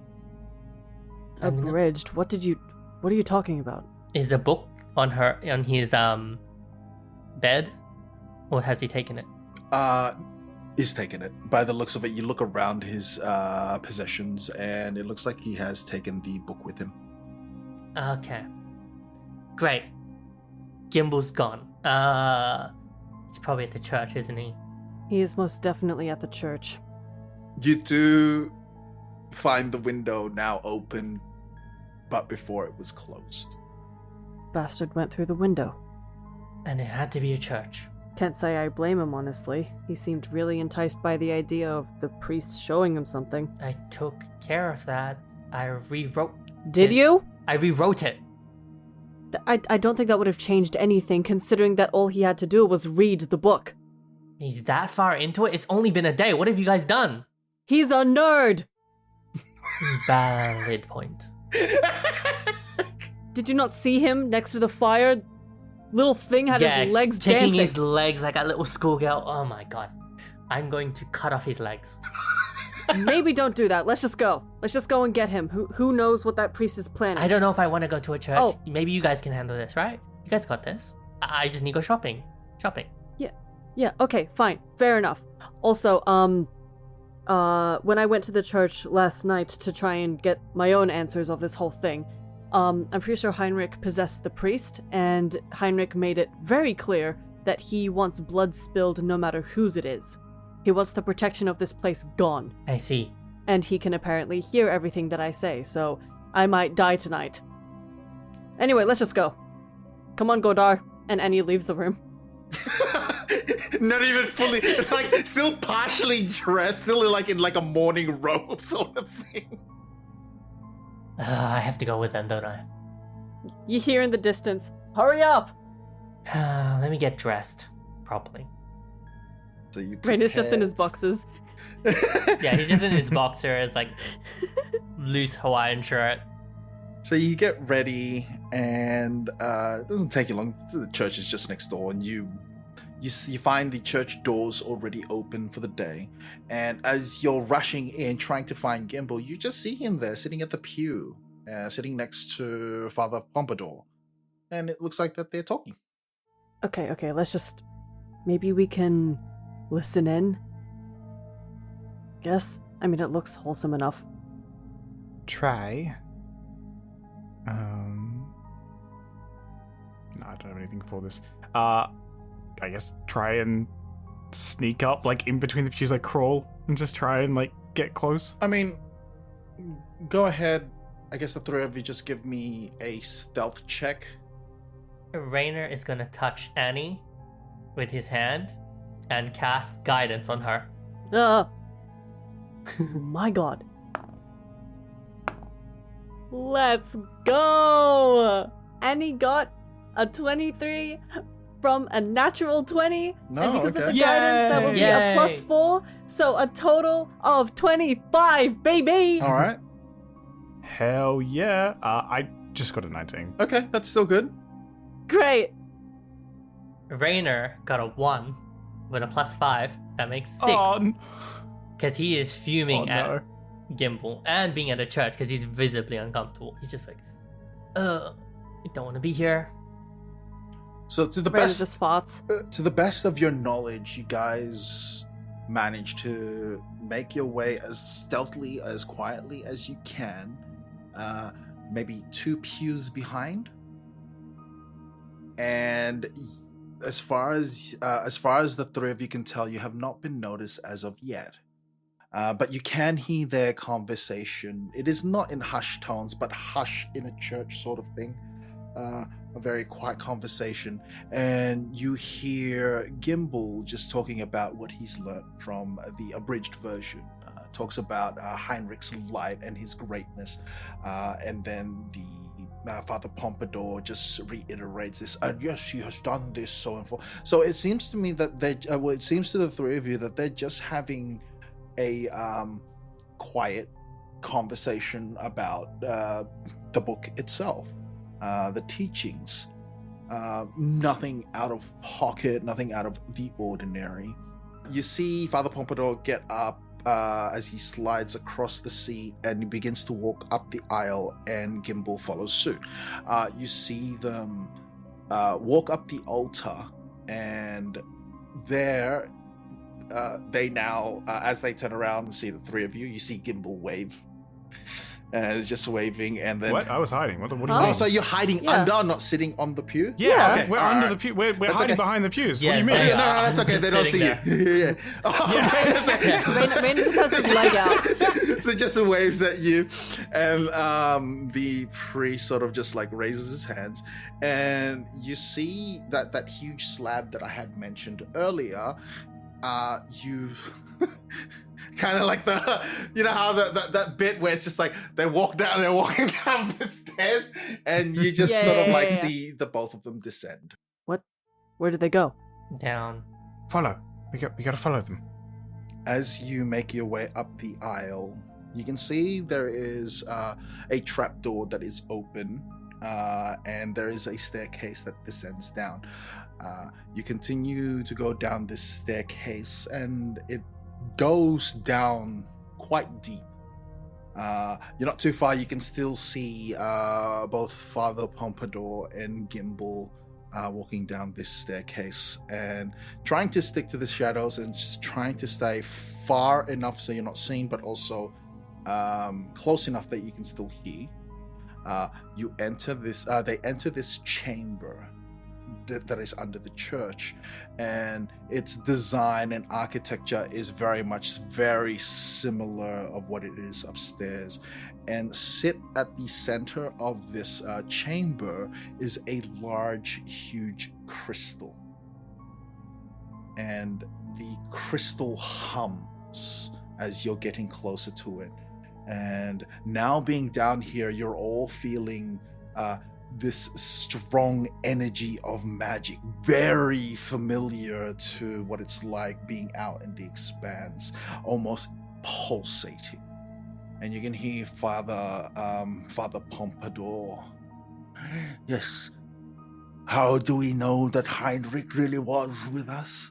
Well, he has left us this. It is this that has protected us for so long. It stays under this church, well guarded, and it is what keeps the peace on this land. And you see Gimbal at this crystal. It is red pinkish hue, and you can see just around as it floats atop of this pedestal, you can see that roses seem to grow out from the concrete itself, from the ground, and rose petals seem to litter just around this pedestal. Wouldn't you say that this is very cool, as you young people say? Pulls up the shockers. How do you do, fellow kids? Yeah. Hello, my fellow kids. And you see Gimbal nod in agreement. And yes, everyone, those who follow in the light, get to see, well, where exactly the light comes from.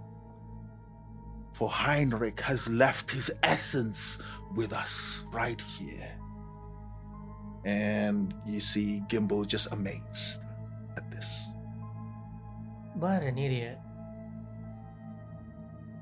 Well, at least he got us in here, but what the what? You were Is here that before. The thing? That's just another one of those creatures, you know. We were here for my one. This cannot be our new normal. Christos Missile. Right now, this is very different from your one. Your one was like 1 billion feet tall with a giant. Yeah, he's just trapped generalizing. into He's it. like, yeah, this is an impressive.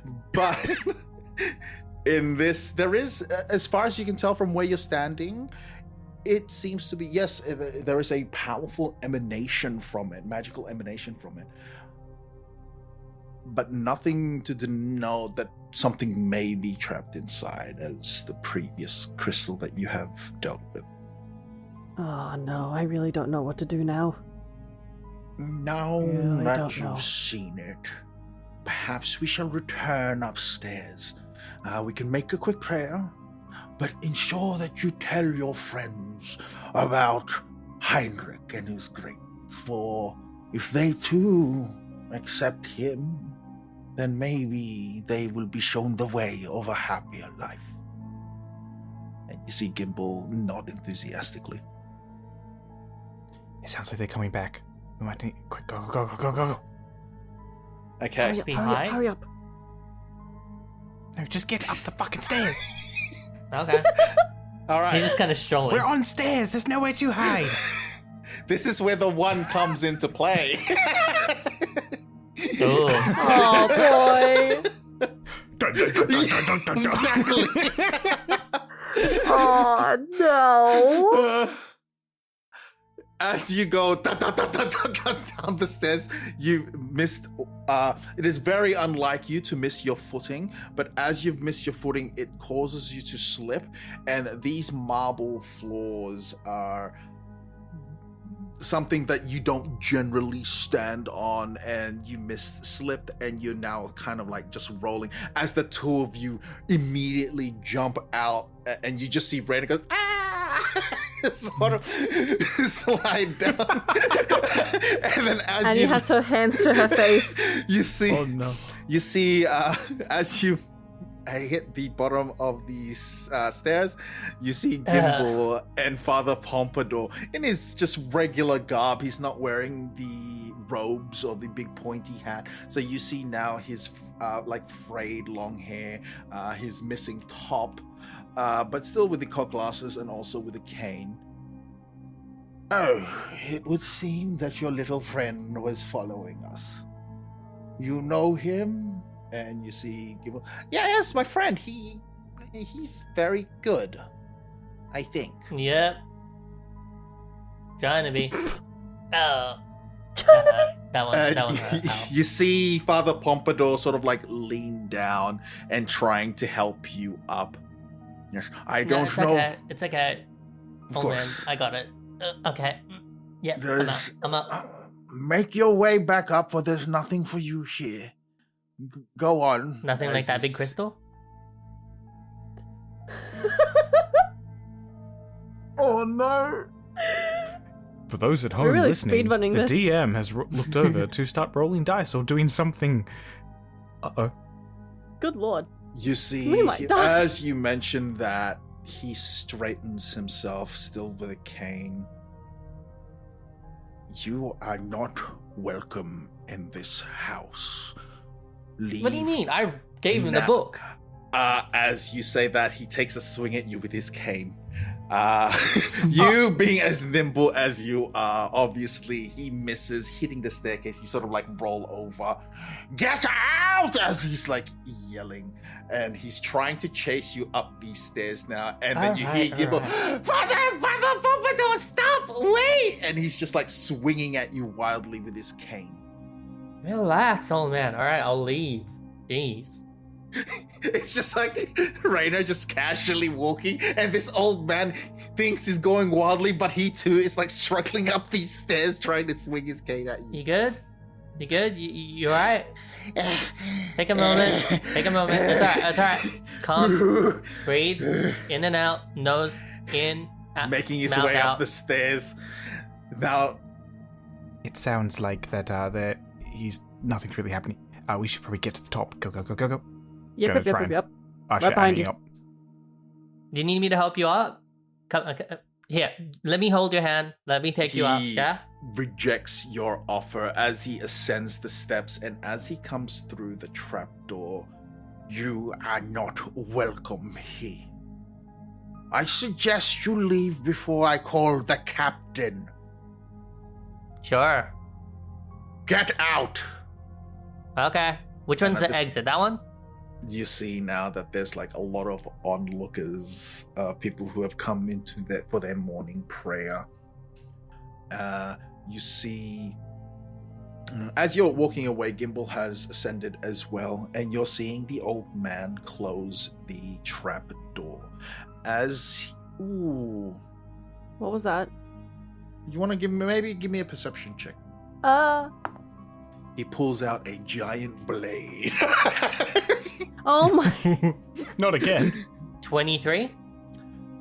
With that 23, you can see that not only does he close the trap door, but it has some magical gesturing on his part, sealing the door magically. And you see him rise up. He was trying to hide it, right, as best as he could, but you obviously spotted it. Get out! Out! Yeah, I'm leaving. Gimble, whatever happened to being kind and nice and all that? Make sure you remember that, Gimble. Someone who shoos people away from churches isn't someone to be nice. As he leaves. Renner, you are now beginning to leave the church as the old man is yelling at you. As you continuously taunting him in regards to what they need to preach, this and that, and dude is just crashing out. He's like, and you kind of see him gently put his hand on Gimble's back and sort of like tries to slide him across, as Gimble now also begins to sort of walk away, following you in suit. As you exit the church, you find both Godard and Annie waiting for you. Just not saying anything. He looks, I get, as best as you can tell, he looks kind of annoyed. You alright there, Gimble? I don't know what you were trying to do, but Father Pompadour has been nothing but nice as he storms off. What, did I do something? You know how like Is that an annoying kind of shoulder towards charges me, you or is in a that way, just in general? right? But not Kind like of obviously he vocalize can't yourself. shoulder Is that check you open because he's a little weak little boy. But he tries to, and it's just like, and you're trying to speak, and he's like walking away from you at this point. Whoa, Gimble. Yeah. But Father Pompadour is really angry now because you went into a place where you weren't supposed to go. Gimble, you disappeared this morning. We thought you were in danger. We obviously came to check on you, and I saw you down there. I was worried about you, so I headed down. That's what friends do. You can't be blaming me for being a friend. How was I supposed to know that? You didn't say anything. You didn't write a letter. You didn't let anyone know. I told you guys yesterday that I was going to see Father Pompadour after I read the book. You didn't say that. You just said you were going to read the book. How would we know that? and he's just like you know that Arthur meme with his fist clenched. You know, it's just that you see you see his fist clenched, and with no argument or any retort to what you're saying, he turns around and just heads back to the abode. Well, that deals with one problem. Kind of, not really. You two alright? How you doing? I think we're doing fine. It's good to see that you got up in one piece. Mm-hmm. It's not my first time being kicked out of church. Story for next time. Let's just go back. I have some things to discuss with you all. Yes, and you need to look at our items. Yeah. Speaking of, did you look at my gun yesterday? I didn't have time. That is okay. That's fine. Let's head back. And he's like now just like deeply disturbed and concerned with how nonchalant Raina's being. You'll enter the abode once more, and Gimbal is nary in sight. Though, if one of you were to check, he is in the bedroom just on his own, and he has his book open at hand, and you just see him trying to focus on that quill once more as he's writing. Gimbal, I think Annie's going to be looking at these items that we got if you wanted to learn some stuff. You see his he's trying to focus, and you see him squint his face as you're trying to speak to him, and then the quill drops. Fine. You see him get up, closes his book with the quill in between the pages, and he walks towards the living area. He takes a seat far from you guys. Well, as farthest as he can to make it, because it is it's not a sizable living space. Yeah, so it's just... Oh my god, it's like a teenager. All right. So, what are you starting off with? All I have is this little ring. Okay. I don't know. I have some objects of my own. I have two here. I will say, for the sake of for the game, because of the amount of items that you do have, allow you to just cast the spell once and just identify them all in one go. Aww. Thank you, Mr. Thanks, DM. DM. Okay, shut up. Go on. All right, just put them out on the table, I guess. So the items that you have procured have been laid out on this coffee table here, with the exception of the bracer. So you have a small bag, you have a candle, you can see a folded up cloak, you also see a gem, there is a hat, a key, a pipe, and a fan. And a ring. Oh, and the ring, sorry. Now, go ahead, because I don't think Annie has casted Identify before. Have you? I think she's done it I once. believe I have.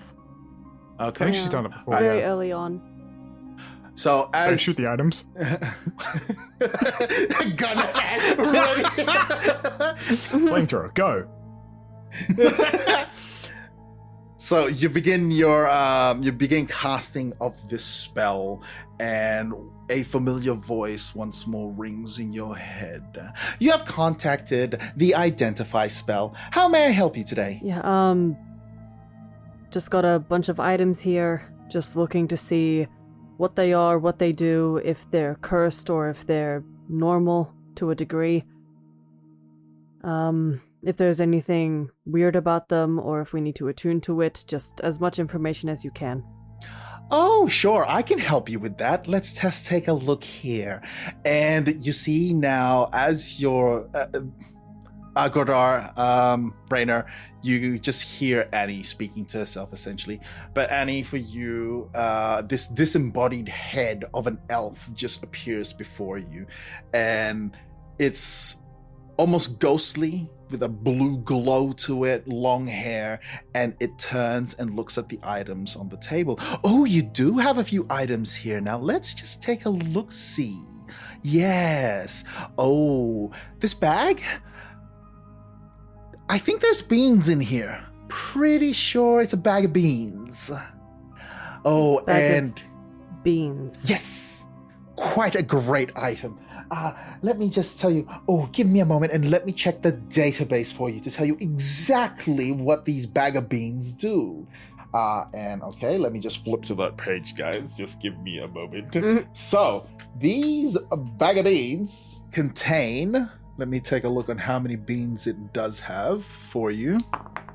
So there's 11 beans in this bag. You'll find that there is no weight to it. And if magic shit happens if you take a bean out and dump it somewhere. I don't want to fully read it. Okay, so here.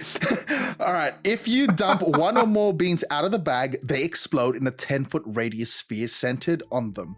At the dumped beans, all the dumped beans are destroyed in an explosion, and each creature in the sphere, including you, make a DC 15 dexterity saving throw, taking 5d4 force damage on a failed save or half as much damage on a successful one. If you remove a bean from a bag, plant it in a dirt or sand, and then water it, the bean disappears as it is produced an effect for 1 minute later from the ground where it was planted. And there is an effect table here which we get to roll for this bag of beans. I will be definitely providing you all the in-depth details of each of these items. Okay, so but that's just the general gist of that one. And now you see the disembodied head turn to the candle. Oh, this candle is interesting. So this candle here, it is this candle, if you light it, the flame shouldn't extinguish even if you put it underwater. So that's kind of fun, I guess. And the next one here, and it floats over. And oh, this cloak is certainly something. I think this would be very helpful if you put this on and you'd garner some sense of protection. Yeah? So pretty good. And here you see the head float towards the gem. Ooh, and this gem over here, if used correctly, it can be very bright. It will shine so bright, just like you, my dear. Annie just looks up and like her eye bags are so deep and dull. Oh, yes, bright like you, in other ways. So it has 50 charges. While you're holding it, you can make a magic action and use one of the 3 command words to cause one of the following effects. So the first command word, the gem sheds bright light in a 30-foot radius and dim light for an additional 30 feet. This effect doesn't expend a charge. It lasts until you take a bonus action to repeat the command word or until you use another function. The second command word, you expend 1 charge and cause the gem to fire a brilliant beam of light at one creature you see within 60 feet of yourself. The creature must succeed on a DC 15 Constitution saving throw or have the blinded condition for 1 minute. The creature repeats the save at the end of each of its turn, ending the effect on itself on a success. And lastly, with the third command word, you expend 5 charges and cause the gem to flare with intense light in a 30-foot cone. Each creature in the cone makes a saving throw as if struck by the beam created with the second command word. When all of the gem's charges are expended, the gem becomes a non-magical jewel worth of 50 gold. Okay, so that's pretty cool. Now, ooh, you see the head float to the hat, and it is a ruffled red hat, very much like, picture like a bard of some sort that would wear this. Ooh, this one's kind of icky, I guess, but this, when using this, you can call upon a vermin, a rat, bat, or maybe even a frog. As far as I can tell, they don't do anything but just be there and disappear after a minute. Kind of gross if you ask me. Ugh. So, that is a hat of vermin. Okay. Mm-hmm. This hat has 3 charges. Okay. While holding the hat, you can take a magic action to expend 1 charge and summon your choice of a bat, a rat, or a frog. The summoned creature magically appears in the hat and tries to get away from you as quickly as possible. The creature is indifferent towards you and other creatures and isn't under your control. It behaves as an ordinary creature of its kind and disappears after 1 hour or when it drops to 0 hit points. The hat regains all expended charges daily at dawn. So what you're saying is it's free food for Gordar's servants. Yeah. Dinner up, girls. 1, 2, 3. Just eats them in the That's funny. And now you see the disembodied head float towards the key. Oh, this one's quite interesting. Now this key, it's interesting in a way that maybe it would work, maybe it wouldn't.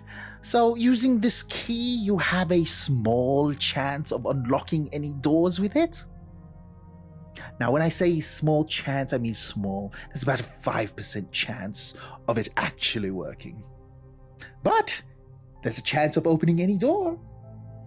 And you see the head move once more towards the pipe. Did you want me to read that? The key has 5% chance of unlocking any lock into which it's inserted. Once it unlocks something, the key disappears. So it does have 1 use. Next item is the pipe. You see the head turn towards the pipe. Oh, I kind of like this one. Yes, this pipe. I think you or one of your friends might have a little fun with this. You see sort of like the head float towards Rainer, looking him up and down.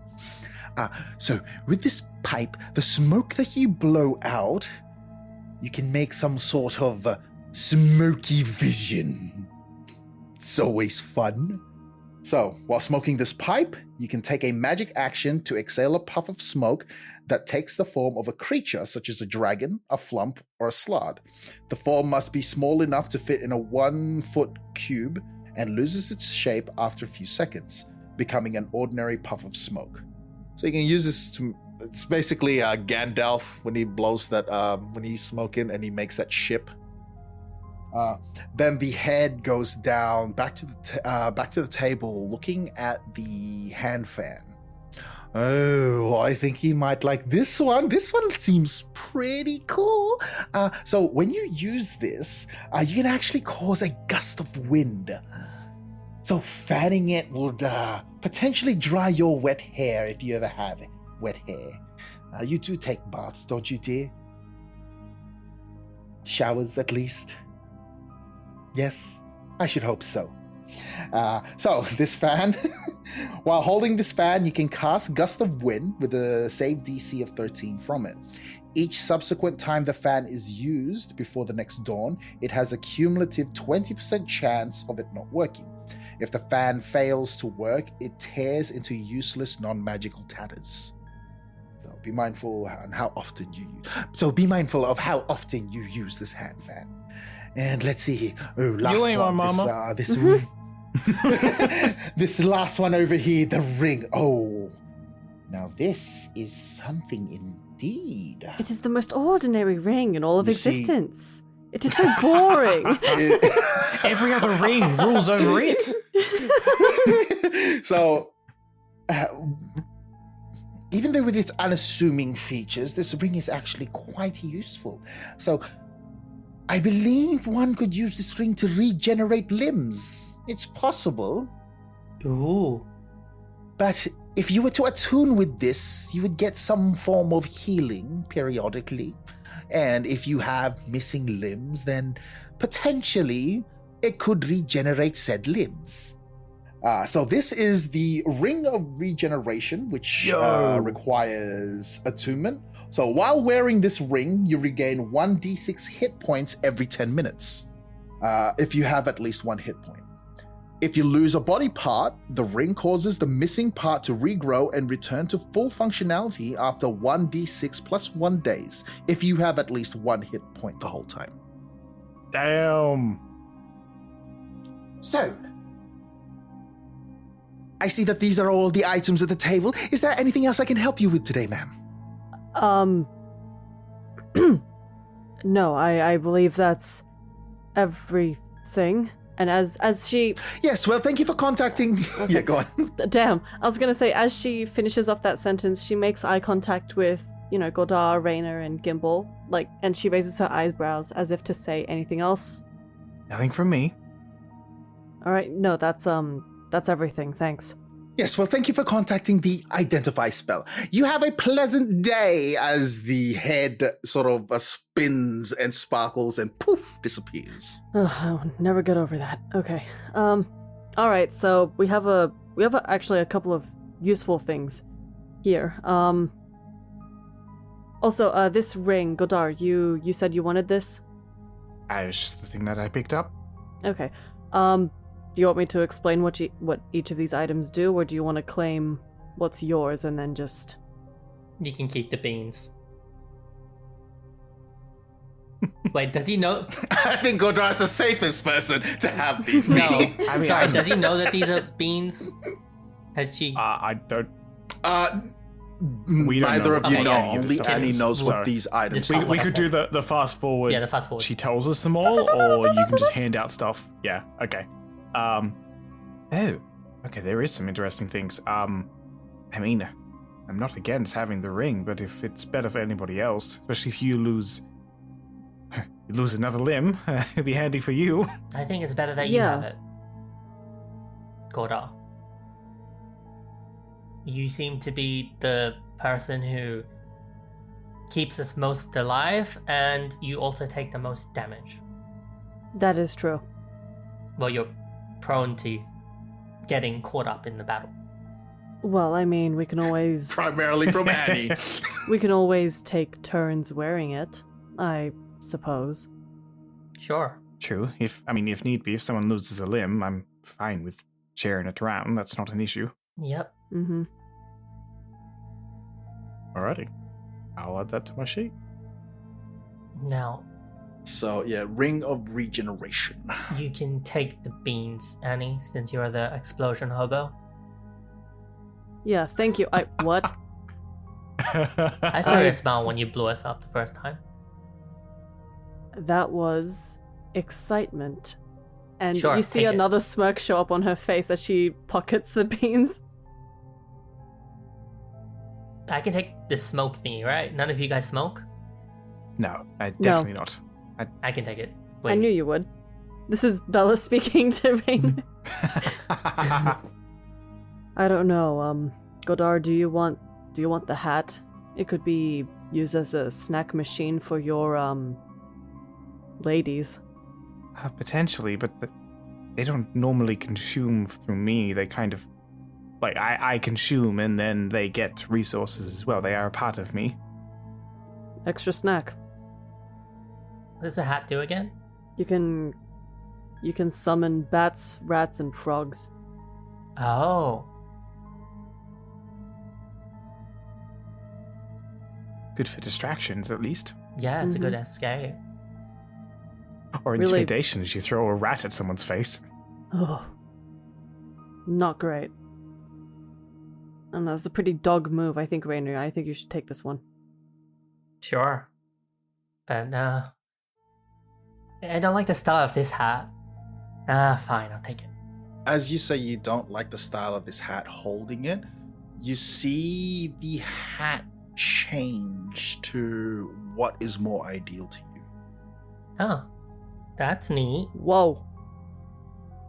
He takes off his hat, revealing his long, kind of curly hair, and he's like, this one does have sentimental value. And he puts it in his bag of holding before he puts on the other hat. Oh wow, they can do that? Gordon looks down at his ring. Covered in diamonds, covered in all the fancy gems. You say that, but as the ring, you do actually see it change as it has it's beginning to form markings of like scales. Oh, okay. Ooh. Neat. Well, that's Oh, unique. well, I guess it matches the aesthetic, but some extra little diamonds wouldn't be too bad. No. I guess. I'm surprised that you didn't get a ring too, Annie. You know, when you got engaged and all. Anyway, what else do you guys Oh, want? could you imagine Jeremy coming back and seeing Annie at her prime? She's still Not underage. 16-year-old Annie. Oh, yeah! Oh, which I think fits his No. character. Wait. I thought she was like 18. No, she's 16. Oh. No, 16. She's 16. 16. Okay. Actual minor. Yeah. Yep. Okay. That would be a kill on spot. We already had a kill on spot for him anyway. Yeah, but I have And a now gun Chris now. Hansen's coming with us. Yeah. So just real quick, that cloak is actually a cloak of protection. I don't think I said what the function was, but you get a +1 to your AC and a +1 to all your saving throws. This also requires attunement. Godar, I think because you take the most hits out of any of us, I think you should take the cloak. Maybe, but that's only because I'm normally right up in front, trying to draw attention. You get hit easier than I do. Are you able to utilize this? I mean, if I'm going to be honest, I would prefer the ring over the cloak. Fight. Sure, Fight. I'll give you the ring. That's fine. Man, take just the cloak. smoking the thing. He's like, oh, a dragon. Yeah, so you're like creating like these little dragons and all these things that you can think of that you've seen, and yeah. So the cloak is going to Gordar. Okay, so we have left the candle, the gem, and the fan. Well, I don't really need a candle. Dark vision. You could probably still have a fancy gem. What's the gem do? Is it just shiny? It is very bright, apparently. Blinding, some would say. Huh. Cora, do you want it? I would not say no. You can have the gem then. All right, what's that gem called? Gem of brightness, I believe. Fitting. So we've got the gem out, the candle, and what was the other one? The fan. What's the fan do? The fan, apparently, gust of wind, but it has a 20% chance of not working. Gust of wind. Oh, I could use that to fan my smoke. Huh. Work 2 and So 2. what's left is the candle, the key, and the Oh, fan. Annie took the key. Oh, you took the key? Yes. Raina's gonna take the fan. All yours. You guys, my stomach is rumbling so much. I don't know if it I thought picks that was up a on car. the microphone. No. Well, I'm glad you guys got those stupid stuff. Alright. Okay. I forgot But- you. I saw a crystal, and it looked very familiar. Mm-hmm. Familiar. In what sense? Don't think I've forgotten why we're here. But that crystal is very much reminiscent of all the crystals that we've been seeing.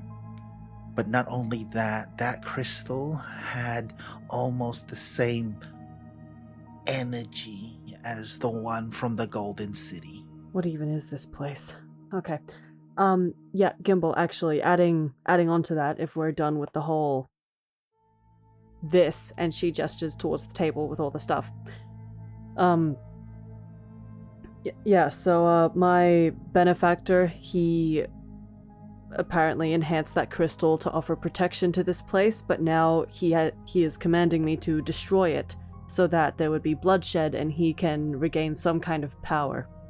As you're speaking, you can see that Gimbal is not using his trying to write with his thoughts, but you see him scribbling away with everything that you're saying, writing it down in his book. That's interesting. If I remember before, we had... Wait, you guys don't tell me a lot of stuff. So you're telling me that right now you've got stuff that's going on at the same thing that happened to Raider when we went to that Golden City? That's what we have realized, yes. You were here for this entire time. How did you not know this? Mm-hmm. Because I'm doing my own thing. My life doesn't revolve around yours. Jeez. You guys don't tell me nothing. Where did you get this snarky attitude from? Like I said, teenager. He's like full snippy. Full snippy. I have it here and like He flips back onto his book and he's referring to the you see him, and now as he's stopped, you look down and you see that he's done drawings of the huge crystal with the woman inside, a very well done drawing of it, golden boy Rainer and his golden form. And he goes, so there was that time that you were essentially an avatar of that goddess. I think it may have been inside that giant crystal. Fun times. And then people died. Yep. She was freed and she died. And you're telling me now, Annie, that you need to free someone, but people need to die? Yeah, Gimbal, the more you speak, the more I'm starting to see the very clear similarity between the two. Well, it's just opposite. Except right now I have a choice, I guess. Well, we all have a choice. You can't kill these people. They'd be nothing but nice. I don't want to. I don't want to kill these people, but I do like the gift I received. That you have your youth? Yes. You just see him turn back to the current page, and he's just writing once more. Okay, so now at least I know where the crystal is. Actually, when I asked Father Pompadour last night if he had any sort of shiny crystal of some sorts, he flat out said no. To be fair, I couldn't tell if he was lying. I was way too tired, but he really doesn't want anything bad to happen to that crystal. I'm assuming, anyway. Yeah. When I got kicked out, he locked the trapdoor with some magical spells. Or those magical spells involved. That's what I was able to see. Oh, so I thought we were gonna kill cannibals. The ones that's causing problem for these people.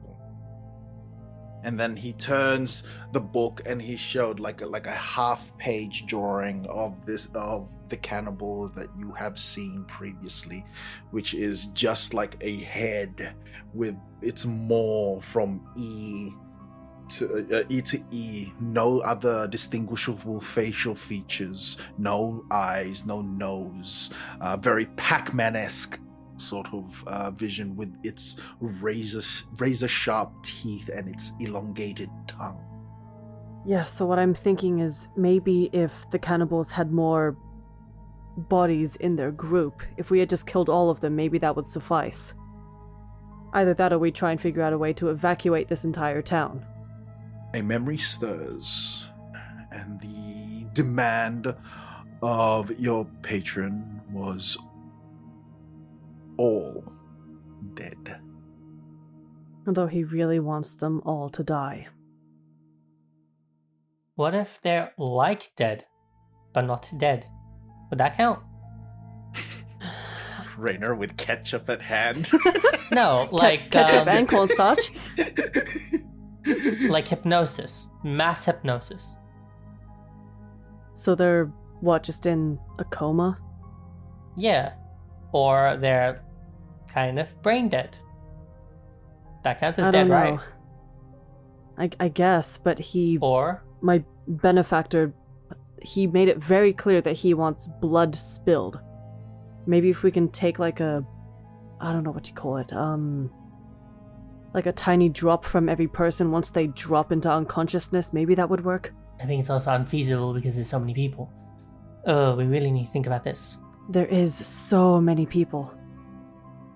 And as this weighs upon you, Annie, with the very thought of eradicating an entire town, eradicating an entire populace of cannibals, that's where we're going to end it. Oh, shoot. Let that Solemn feeling. weight sink in. Ah, Consequences. contemplators. Items. So, Items. Items. Yay. I take So, candle. like, uh, oh boy. say goodbye, everyone. Bye. See ya. Bye. Goodbye. Good night, Mrs. Akmonic, wherever you Who? are. Why? I understand that reference.